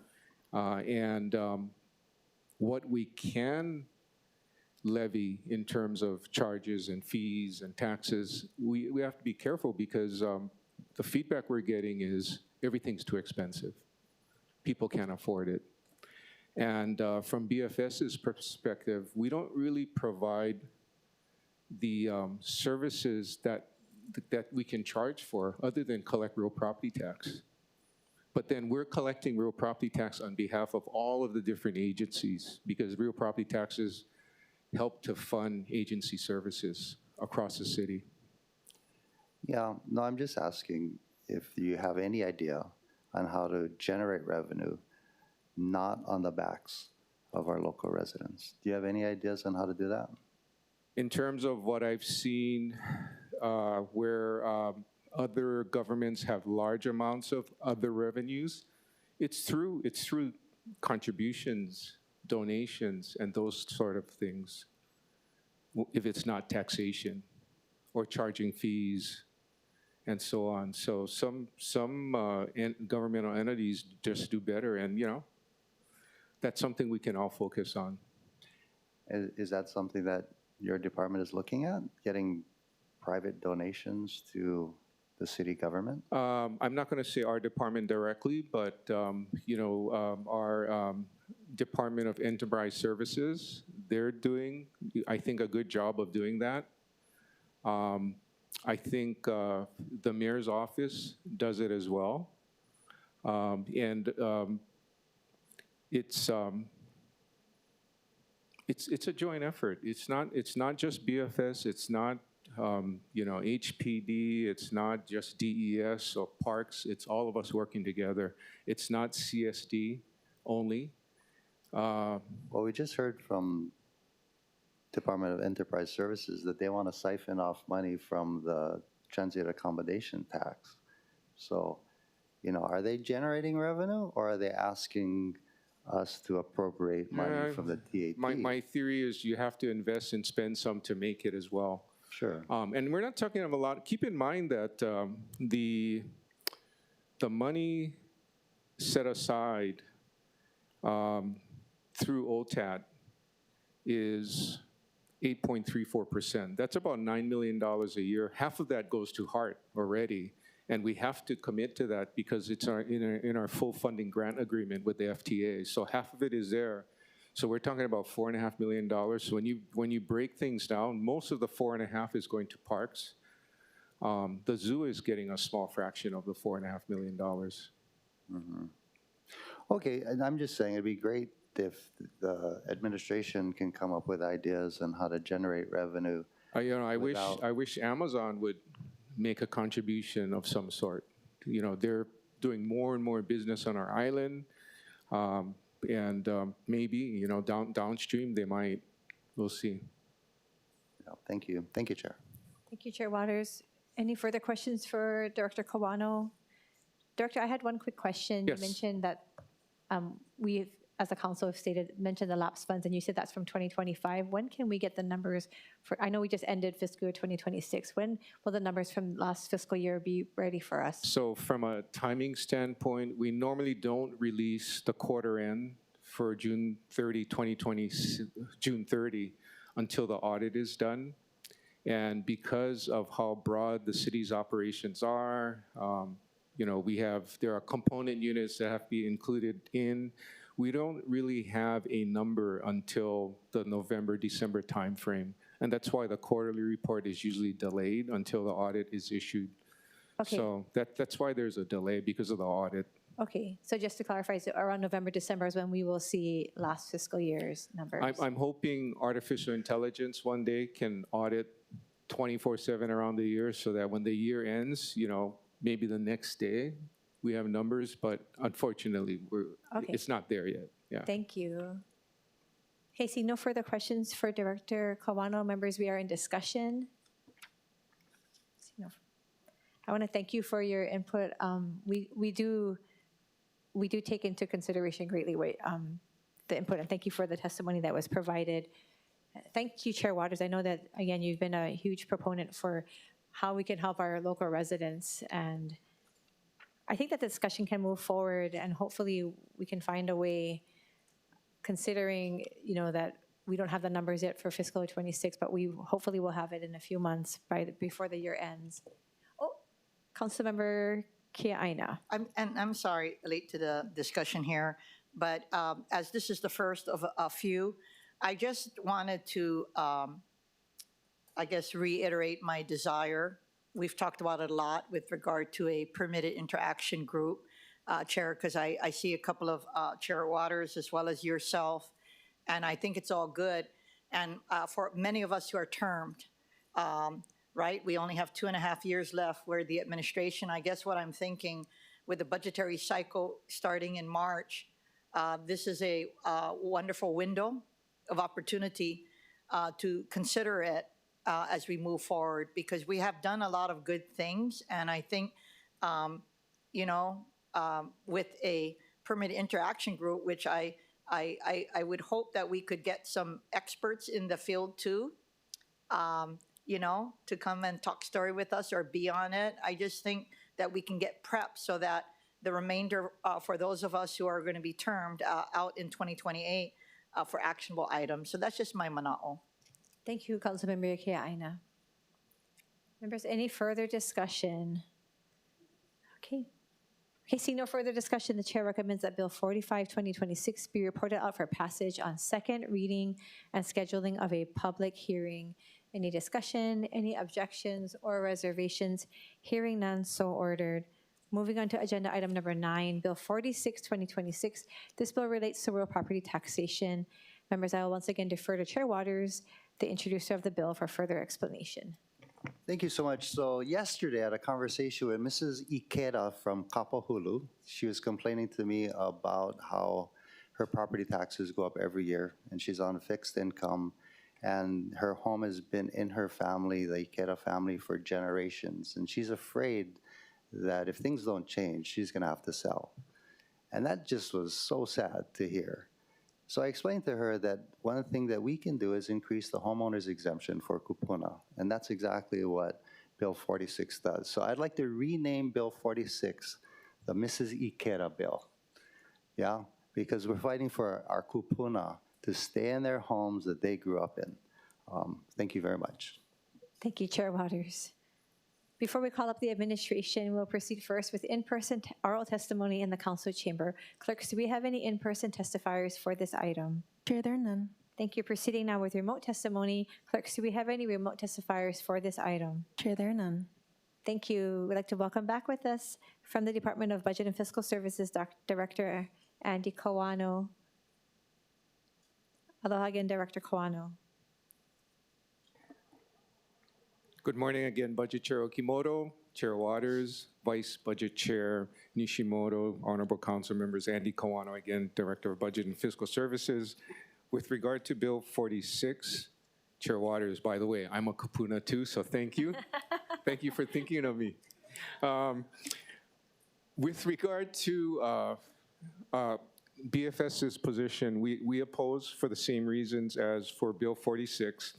What's really interesting is that the property owners on this island, 65 and over versus under 65, is almost split 50-50. I think there's a little more in terms of the kupuna, but I do understand that kupunas, the elderly, are on fixed incomes. We do have the real property tax credit program to help. I actually have an uncle that didn't know about it, and I tried to be neutral with family. My cousin found out about it and talked to me about it, and my uncle has been using the real property tax credit now for about 3 or 4 years. So yeah, there are people out there that are not aware of what circuit breakers and tools are available to help to control the costs of real property tax. And we will continue to do outreach and talk about it. But again, to echo what Councilmember Kiaina said, we need to do a permitted interaction group and look at all of these different measures in unison, and have our real property assessment team led by our administrator, Stephen Takara, to run numbers as we do it and talk about it with the experts, and then look at look at different structures. I still feel strongly that we should look at again, I think it was looked at back in 2010, the classification of owner-occupied, non-owner-occupied. And on the non-owner-occupied piece, we can break that down further and take a look at that closely. That's it. I'll take questions from here. Thank you, Director Kawano. Councilmember Cordero, followed by Chair Waters. Thank you, Chair Okimoto. Thank you, Director Kawano, for bringing that up. I definitely agree with taking a look at the owner or non-owner occupied aspect. I know that is sort of also on the grain of what another tax measure that we were looking at in the last 2 years, or last maybe 5 years, I should say, that didn't get passed yet. But as for the different tax credits and in relation to the exemption that we're giving here, are you recommending then to just to also include looking at the low income tax credit too, or no? Yeah, I think we should look at tax credits as well, because at the end of the day, increasing it or lowering it? Right-sizing it, depending on what kind of program we decide to go on going forward. It's hard to say. In context, it's going to be based on where we decide to go, because in total we want to have a program that is more palatable by the taxpayers here.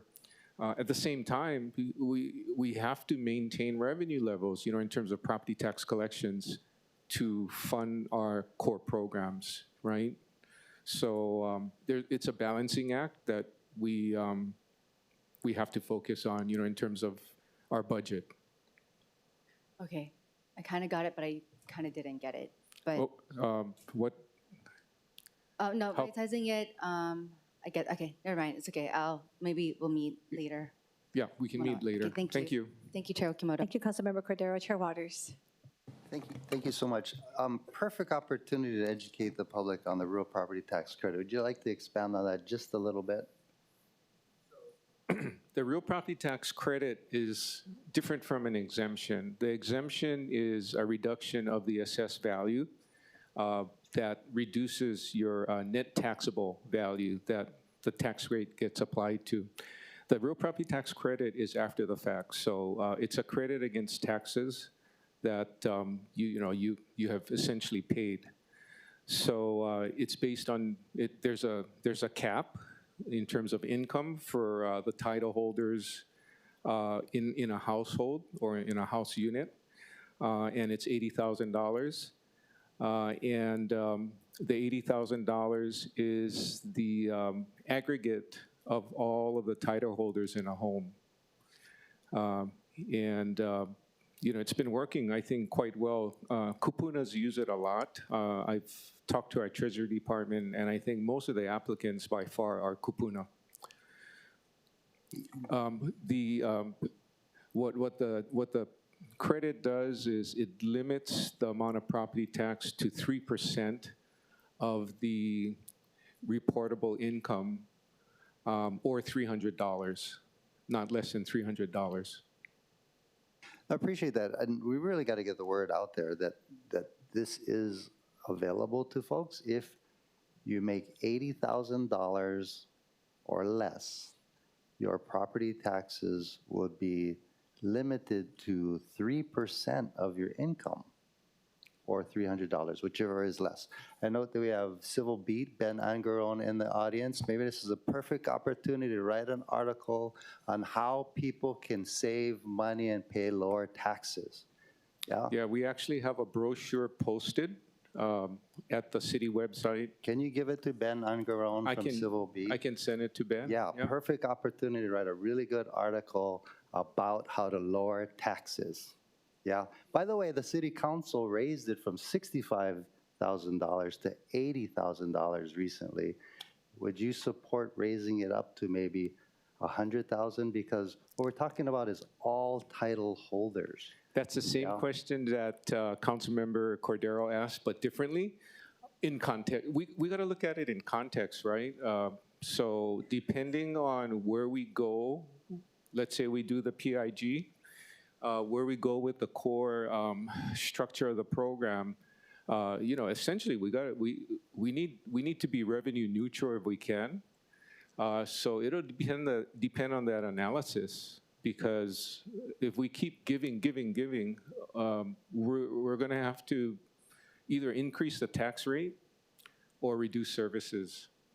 Yeah, one of the arguments against Bill 46 is that a lot of kupuna can actually afford the property tax, right? So you're giving a tax break to people who don't need it, where really I'm trying to target those who do need it.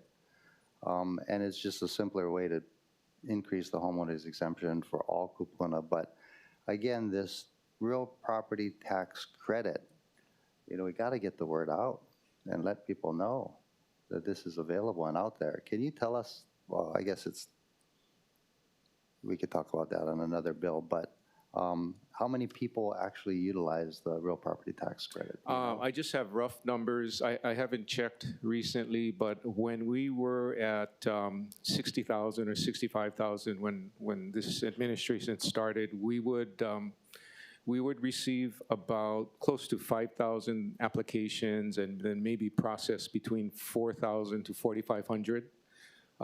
That number has close to doubled now. So going up to 80,000 made a big difference.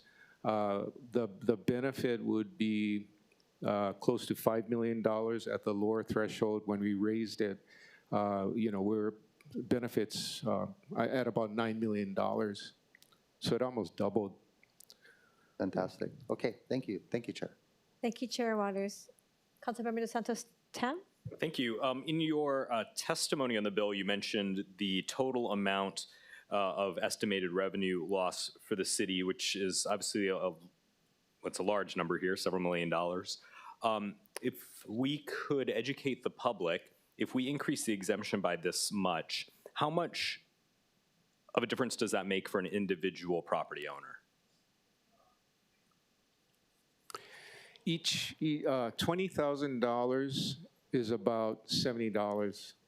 So you take $20,000, take away the thousands, so it's 20, and multiply that by $3.50. But that's for residential. If you're on the top end in Res A, you multiply that by 1140. I'm much less interested in the Res A folks, but for the residential folks, so we are trying to deliver savings through this bill of $5.83 a month for local families. Is that what this comes down to? That's the math, yeah. Yeah, if you divide 70 by 12, yep. Close to that. Okay, thank you. Chair Waters. So should we increase the homeowner's exemption by much, much more so we can deliver more relief to people? We can do the math. Every $20,000 of an increase across the board, under 65 and over, is about $11 million. Yeah, I'm open to a friendly committee draft if other members want to do so, to increase that. Thank you so much.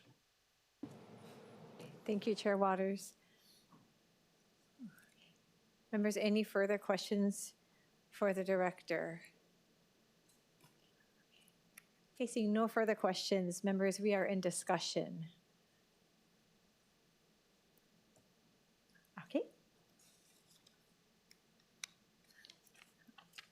Members, I have taken into consideration, I know we heard the comments from Councilmember Kiaina. I recognize that Director Kawano has been asking repeatedly for some time now for the pig, and so we'll look into that definitely with all the measures that we're introducing, because we want to make sure that while we're addressing the needs of our residents, that we can balance the budget. I want to make sure that there's a bunch of measures moving forward, so thank you for continuing to advocate for it, and we will look into that, into the pig, as soon as possible. Okay. Seeing no further discussion, the chair recommends that Bill 46, 2026 be reported out for passage on second reading and scheduling of a public hearing. Any discussion, any objections or reservations? Hearing none, so ordered. Moving on to agenda item number 10, Bill 47. This bill relates to the motor vehicle weight tax. Members, I will once again defer to the introducer of the bill, Council Chair Waters, for further explanation. Thank you so much. You know, the cost of living again in Hawaii is so high. And as I mentioned before, we don't really have control over food, medicine, but we can control how much you pay to register your car. So this is a simple way added onto perhaps the small increase in your homeowner's exemption. Every dollar counts. So what I'm asking us to look at is lowering the amount of taxes that we pay on our cars. Thank you. Thank you, Chair Waters. Before we call up the administration, we'll proceed first with in-person oral testimony in the council chamber. Clerks, do we have any in-person testifiers for this item? Chair, there are none. Thank you. Proceeding now with remote testimony. Clerks, do we have any remote testifiers for this item? Chair, there are none. Thank you. We'd like to welcome here in the chamber from the Department of Customer Services, Director Kim Hashiro. Thank you, Director Hashiro, for being here with us. Hi, good morning, Budget Chair Okimoto, Chair Waters, and council members. Kim Hashiro, Director for the Department of Customer Services. We did submit written testimony, and we do recognize the intent to provide tax relief to residents. However, there is a significant impact to this proposed bill. Regarding overall, we're estimating $20 to $30 million in reduced revenues. I'd also like to point out, and I'm sorry I don't have the details, but DTS has also informed us that the transportation fund is utilized where local dollars are actually used as multipliers for federal funding. And I know for transportation funding, that's significant. And lastly, we've had some discussions in the past about the mainframe. And the motor vehicle registration resides and operates on the mainframe. And while Director McKee and I have talked about upgrading and getting off the mainframe into a modern platform, these kinds of changes are going to require significant programming, implementation, public communication types of impacts also. So I wanted to bring that to your attention. And I'm here for any questions. Thank you, Director Hashiro. Chair Waters. Thank you so much. Well, you know, at the legislature, there was a bill to make our car registration fees equal to those of the neighbor islands. Are you familiar with that bill? No, there were a lot of measures this past session and in previous years, yes. And I realized that there is a difference between counties. Yeah. And that bill seemed to grow legs. And if that were to pass, the city would have lost about $134 million in revenue. Is that correct? Was my numbers correct? It was about there, was very significant. Right. So this is, you know, I'm afraid that that bill might come back again next year or the following year, and they want us at the city level to maybe own part of that. So this is an attempt to maybe appease the legislature and lower taxes. And by the way, I got my new driver's license. Thank you. It's It's pink. Who, Nishimoto say nothing wrong with that. I'm just curious. I mean, did you design it? No, I didn't. So it was a collective, collaborative effort amongst all counties and the state. They did put a lot of work into it, and I understand that some customers are not, they don't appeal to this color scheme, but some do.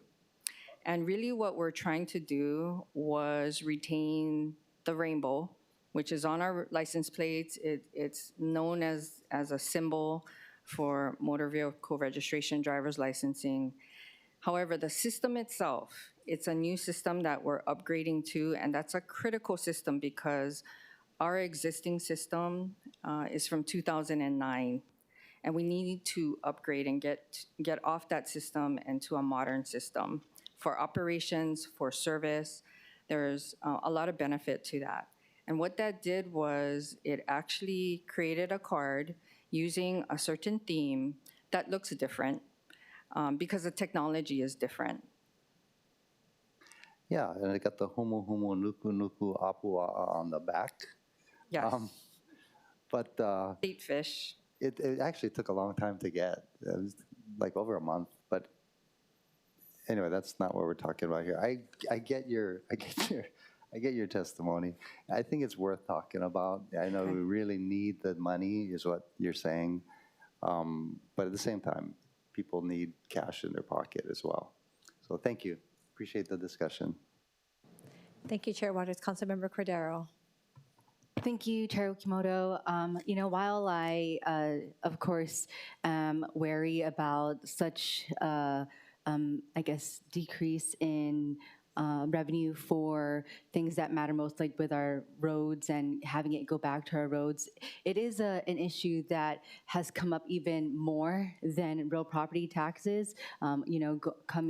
People coming to us about their motor vehicle registration is because they see our pictures right there at the satellite city halls, yeah, so they know who to go to and be like, hey, why is it so high?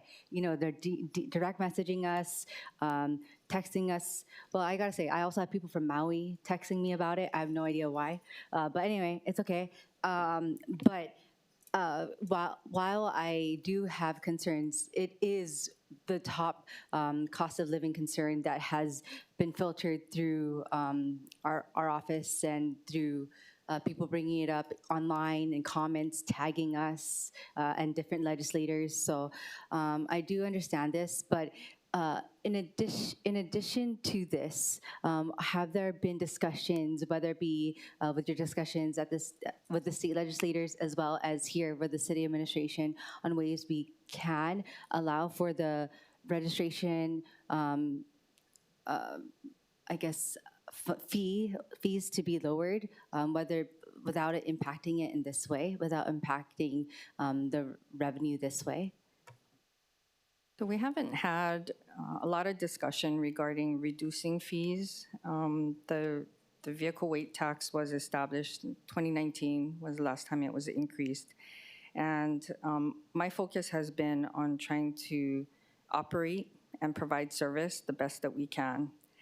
And I know that while we bring in these revenues, the beneficiaries, as far as what these funds are dedicated towards, are really in the DTS department area, which is also very important to customers because we hear the same things about road conditions and road maintenance. So this is really the start of the conversation, is how I look at it. Thank you. So with that, within that grain, have you been able to discuss it with DTS as well and see where that is leading for any better impacts for the constituencies that we serve?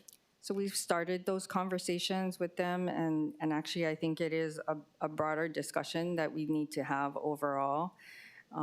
Because it is significant, as you say. And I do understand council's intent. We all live here, and we need to pay for a lot of different costs. again, our focus has been to try to maximize and make the most of the services that we provide, but I have not supported any kind of reduction in fees. There haven't been very many, but when it has come up, just because that it is something that once you do it, it's hard to go back and to raise it again. So, but we haven't had detailed conversations about that. I'd like to continue that. Okay, thank you. So I know that at different town halls, and especially during the mayor's town halls, it has come up before, and explaining it can be convoluted sometimes. And I know that other members have brought up streamlining processes, but is there a streamlined, I don't know, fee process that we could maybe propose to champion to the state? Just to the state or to the other counties that can just make it easier for all of us. Maybe we just handle our own and not be in compliance with everyone else, and so we can just handle our own fees and registration. I think there's definitely ways that we can help to support explaining the fee structure, what it goes towards, how it's broken down. We already have some of that information available. So we can definitely provide support in that area. Okay, thank you. Thank you, Thank you, Chair Okimoto. Councilmember Cordero. Councilmember Kia Aina. Thank you, Director. $20 to $30 million is a lot of money. Can I ask, what would be the typical individual relief that someone would have? I know it's dependent on tonnage, right? But an example, I just want to know what individuals could benefit from this versus the loss. I guess I'm trying to better understand that. So this would result in approximately a 20% reduction in the weight fee itself. So if if the average car is about $350 to $450 in total registration, a customer might see a reduction in $40 to $50 depending. Okay, got So the way it's calculated, it's not as straightforward as just that straight percentage. We are working with BFS to try to better understand and present more accurate numbers. But just so you know, for the last few fiscal years, about 800,000 vehicles, right, were subjected to the registration fees. And based on the weight, the category, different factors, that is how we came up with the $20 to $30 million reduction. It could actually be higher. It depends. So we'd appreciate more time also to try to refine those numbers and get better projections. Got it. And can I ask, you list a couple of items here that would be impacted.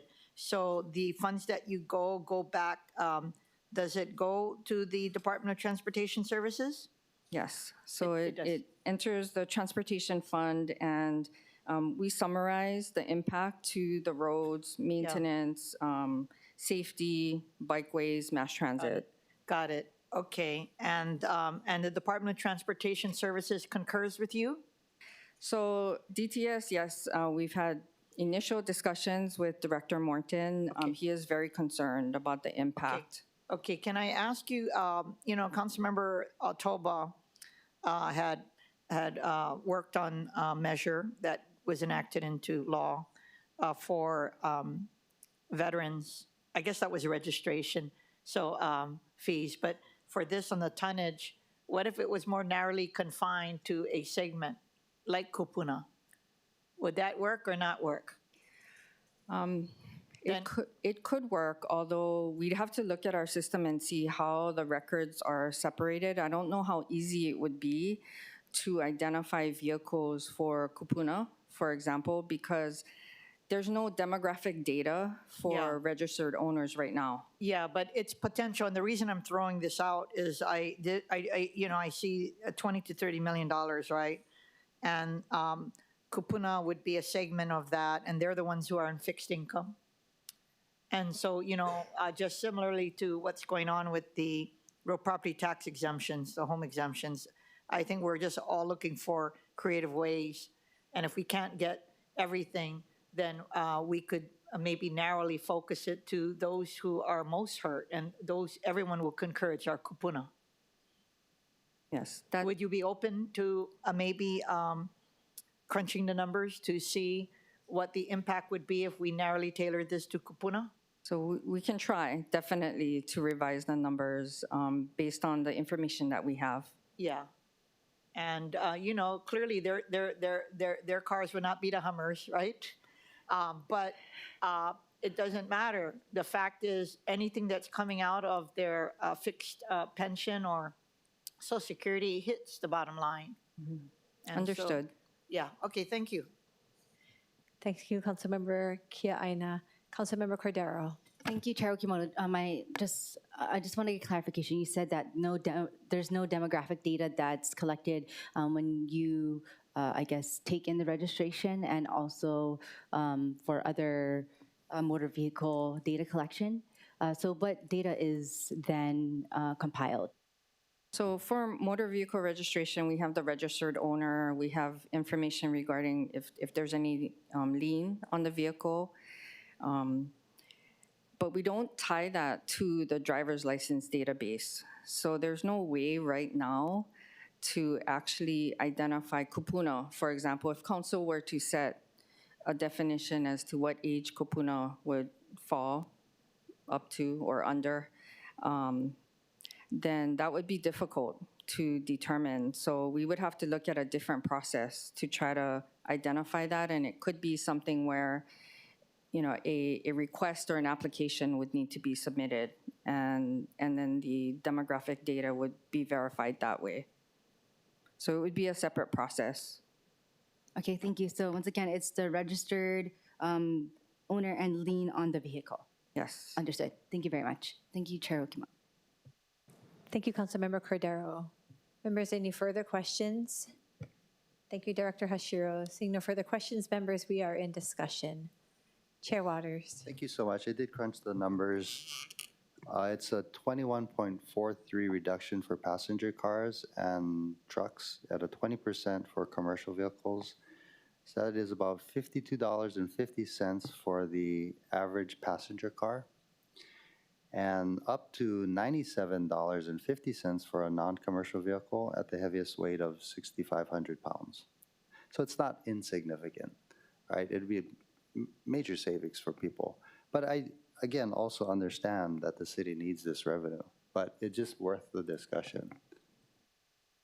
Thank you, Chair Waters. Councilmember Dos Santos Tam. Thank you. I just have one sort of observation. Councilmember Kiana talked about narrowly tailoring this. I note that this also affects the commercial vehicles as well. And so maybe that's a further discussion that we can have about the, you know, personal use vehicles and the commercial side. And then, because I like the technical details, I'll note that in subsection E, there is a minimum tax of $12, which implies the minimum weight of a vehicle is 200 pounds. And obviously, that was probably from when we had very light Model T type vehicles way back in the day. We should probably also look at what that minimum tax should be today, because, you know, no matter who's driving it, they do have impacts on the road. And we should have some reasonable minimum tax here that's not $12 and a 200-pound vehicle. Thank you, Councilmember Dos Santos Tam. Councilmember Cordero. Thank you, Chair Okimoto. As I did mention, that I do appreciate this being brought up. A lot of my constituencies, that is one of our major complaints, whether it be through my office, but especially when we are at our public meetings or just even talking to neighbors. The biggest thing is when they have to pay their motor vehicle registration. Of course, I do have the concern on how we already upkeep our roads, our many miles, not millions, but thousands of miles of roads that we have, or should I say hundreds? I don't know how many miles we have. But anyway, with that in mind, it is tough to weigh, but I do want to continue the conversation because it is a conversation that has always been brought up to us. So with that, I do want to see this conversation moving forward so that we can allow for more public input and testimony. Thank you. Thank you, Councilmember Cordero. Members, any further discussion? Okay, seeing no further discussion, the chair recommends that Bill 47, 2026 be reported out for passage on second reading and scheduling of a public hearing. Any discussion, objections, or reservations? Hearing none, so ordered. Moving on to agenda item number 11, Bill 50, 2026. This bill relates to funds. Members, I will now defer to the introducer of the bill, Councilmember Dos Santos Tam, for further explanation. Thank you, Chair. Just by virtue of a quick explanation, this Land Conservation Fund was created in 2005 with a very good purpose to purchase private lands and allow the city to, do a lot of really important work around that. But in 2007, we created the Clean Water and Natural Lands Fund, which gets a whole lot more money and has a lot more flexible purposes. Since then, there's basically been zero activity in the Land Conservation Fund. There's about $220,000 in there right now that's doing absolutely nothing.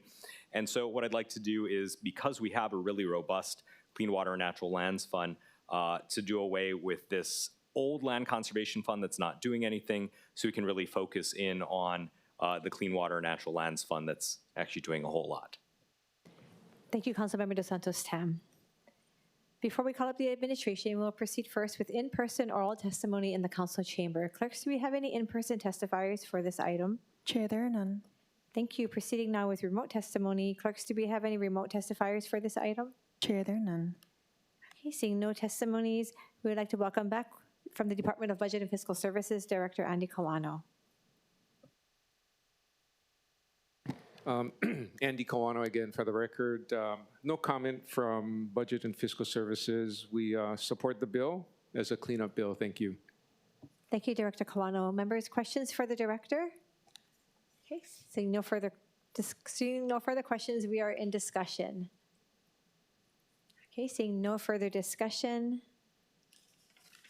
the chair recommends that Bill 50, 2026 be reported out for passage on second reading and scheduling of a public hearing. Any discussion, any objections or reservations? Hearing none, so ordered. Almost there, guys. Agenda item number 12, Bill 67, 2025. This bill relates to real property taxation. Before we call up the administration, we'll proceed first with in-person oral testimony in the council chamber. Clerks, do we have any in-person testifiers for this item? Chair, there are none. Thank you. Proceeding on with remote testimony. Clerks, do we have any remote testifiers for this item? Chair, there are none. Thank you. I'd like to welcome back with us from the Department of Budget and Fiscal Services, Director Andy Kawano. Thank you, Budget Chair Okimoto, Andy Kawano, Director of Budget and Fiscal Services. With regard to Bill 67, BFS and the administration oppose the bill. We issued our department communication 485-2026. It got recently posted. The details are there, but this kind of bill, like in California, Proposition 13, can have adverse impacts down the road as you go out into the future. My home, bought it in '93, and in just over 30 years, it's gone up more than 3 times, in our neighborhood. And if we cap valuations, what happens is you're going to have 2 valuation bases, one at market, and you're going to have one based on the cap and based on ordinance in terms of executing the cap. There's going to be inequities as to what people pay in terms of real property taxes. As you go on and on and on in future years, the gap between the valuations will differ. For those homeowners that have the lower value, and we're talking down the road, it could create what we call internally in BFS sort of like a locked-in effect, where people don't want to renovate, they don't want to move out of their home, kupuna maybe downsize, so it would potentially impact inventory adversely. This is the kind of bill that we'd like to talk about in permitted interaction group, because we believe that just based on what happened in California and other places that have capped real property assessments, the inequities, the impact to the market, downstream gets adversely impacted. And what happens is the newer owners, people that want to stay here and live here, are going to pay more because they're not 65 and older, and they're gonna carry more of the burden. And you know, if we're concerned about young working families moving because everything's too expensive, this kind of bill downstream will make the situations worse, more likely than not. So respectfully, we suggest that we not pass this, think through other ways to provide more equity, you know, in the real property tax structure that we currently have, and you know, move forward with the PIG. I'll take questions. Thank you. Thank you. Members, questions for the director? Okay, seeing no questions, members, we are in discussion. Director, I want to thank you again for your detailed testimony and explanation and your concerns with the bill. I think at this time, considering your testimony, the chair will recommend that action on Bill 67, 2025 be postponed on a date and time to be determined by the chair. Any discussion, any objections or reservations? Hearing none, so ordered. Moving on to agenda item number 13, Bill 68, 2025. This bill relates to real property taxation. Before we call up the administration, we'll proceed first with in-person oral testimony in the council chamber. Clerks, do we have any in-person testifiers for this item? Chair, there are none. Thank you. Proceeding now with remote testimony. Clerks, do we have any remote testifiers for this item? Chair, there are none. Thank you. I'd like to welcome back with us Director Andy Kawano from the Department of Budget and Fiscal Services. Thank you, Andy Kawano again, Budget and Fiscal Services, for the record. With regard to Bill 68, Bill 68 would make a change to how we measure income for the real property tax credit, such that if there's a non-title holder spouse on record, you know, in the system, that files a joint return, the income for that spouse would not be considered with regard to the $80,000 cap. We really don't know what the impact would be to this legislation, but it would probably allow more homeowners to qualify for the real property tax credit and result in reduced revenue. This one's going to be hard to measure. And I apologize because we didn't get our written testimony in on time. It'll be posted soon, if not now. But the impact is administratively, we are going to have to spend a lot more time validating applications, because if we have a situation where we have a spouse, two spouses living in a home on a joint return, and only one of the spouses is on title in the system as the filed owner, this measure would require that we ask for more information and break things down with regard to, okay, what's earned by spouse A versus spouse B, and it's gonna create a lot of administrative burden on us and extra time, you know, to process applications, and probably result in more appeals.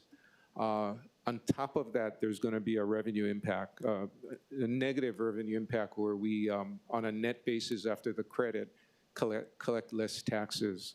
So because we don't know the full impact of Bill 68, you know, we strongly oppose this, because I think it has to be studied further.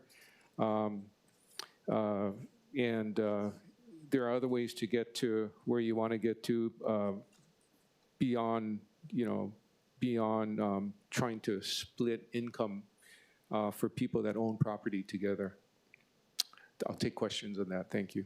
Thank you, Director. I had a couple of questions, and thank you for your testimony. Instead of this bill and a PIG, should the council consider raising the gross income level or using a HUD definition like we did 20 years ago? I think there has been discussion of raising the gross income level. Several of the council members have brought it up from time to time. And again, as I stated earlier, we need to do the PIG because we should look at everything in totality because we're nickeling and diming our tax base. And if we do too much in the aggregate, we're going to have a hard time balancing when we budget, for the upcoming years, and we're going to have to raise the tax rate, or we're going to have to, reduce services somewhere, make cuts across the board, perhaps, so that we balance the budget, because things are going to get tough in the next few years. We know that. So thank you. Okay, thank you, Director. Members, any questions, further questions for the Director? Okay, seeing no further questions, members, we are in discussion. Okay, Director, I appreciate the input, and I understand, again, the advocating for the PIG. I think for this measure, I would like to continue the discussion, maybe get more input from you. Possibly we can meet. This comes from a constituent concern, so I'd like to be able to get the answers that I can take it back to the concerned constituent. I'll set something up to meet with you. Okay, thank you very much. Okay, seeing no further discussion, the chair recommends that Bill 68, 2025 be reported out for passage on second reading and scheduling of a public hearing. Any discussion, any objections or reservations? Hearing none, so ordered. Seeing no further discussion, mahalo everyone for attending and participating in today's meeting. There being no further business, this meeting is adjourned.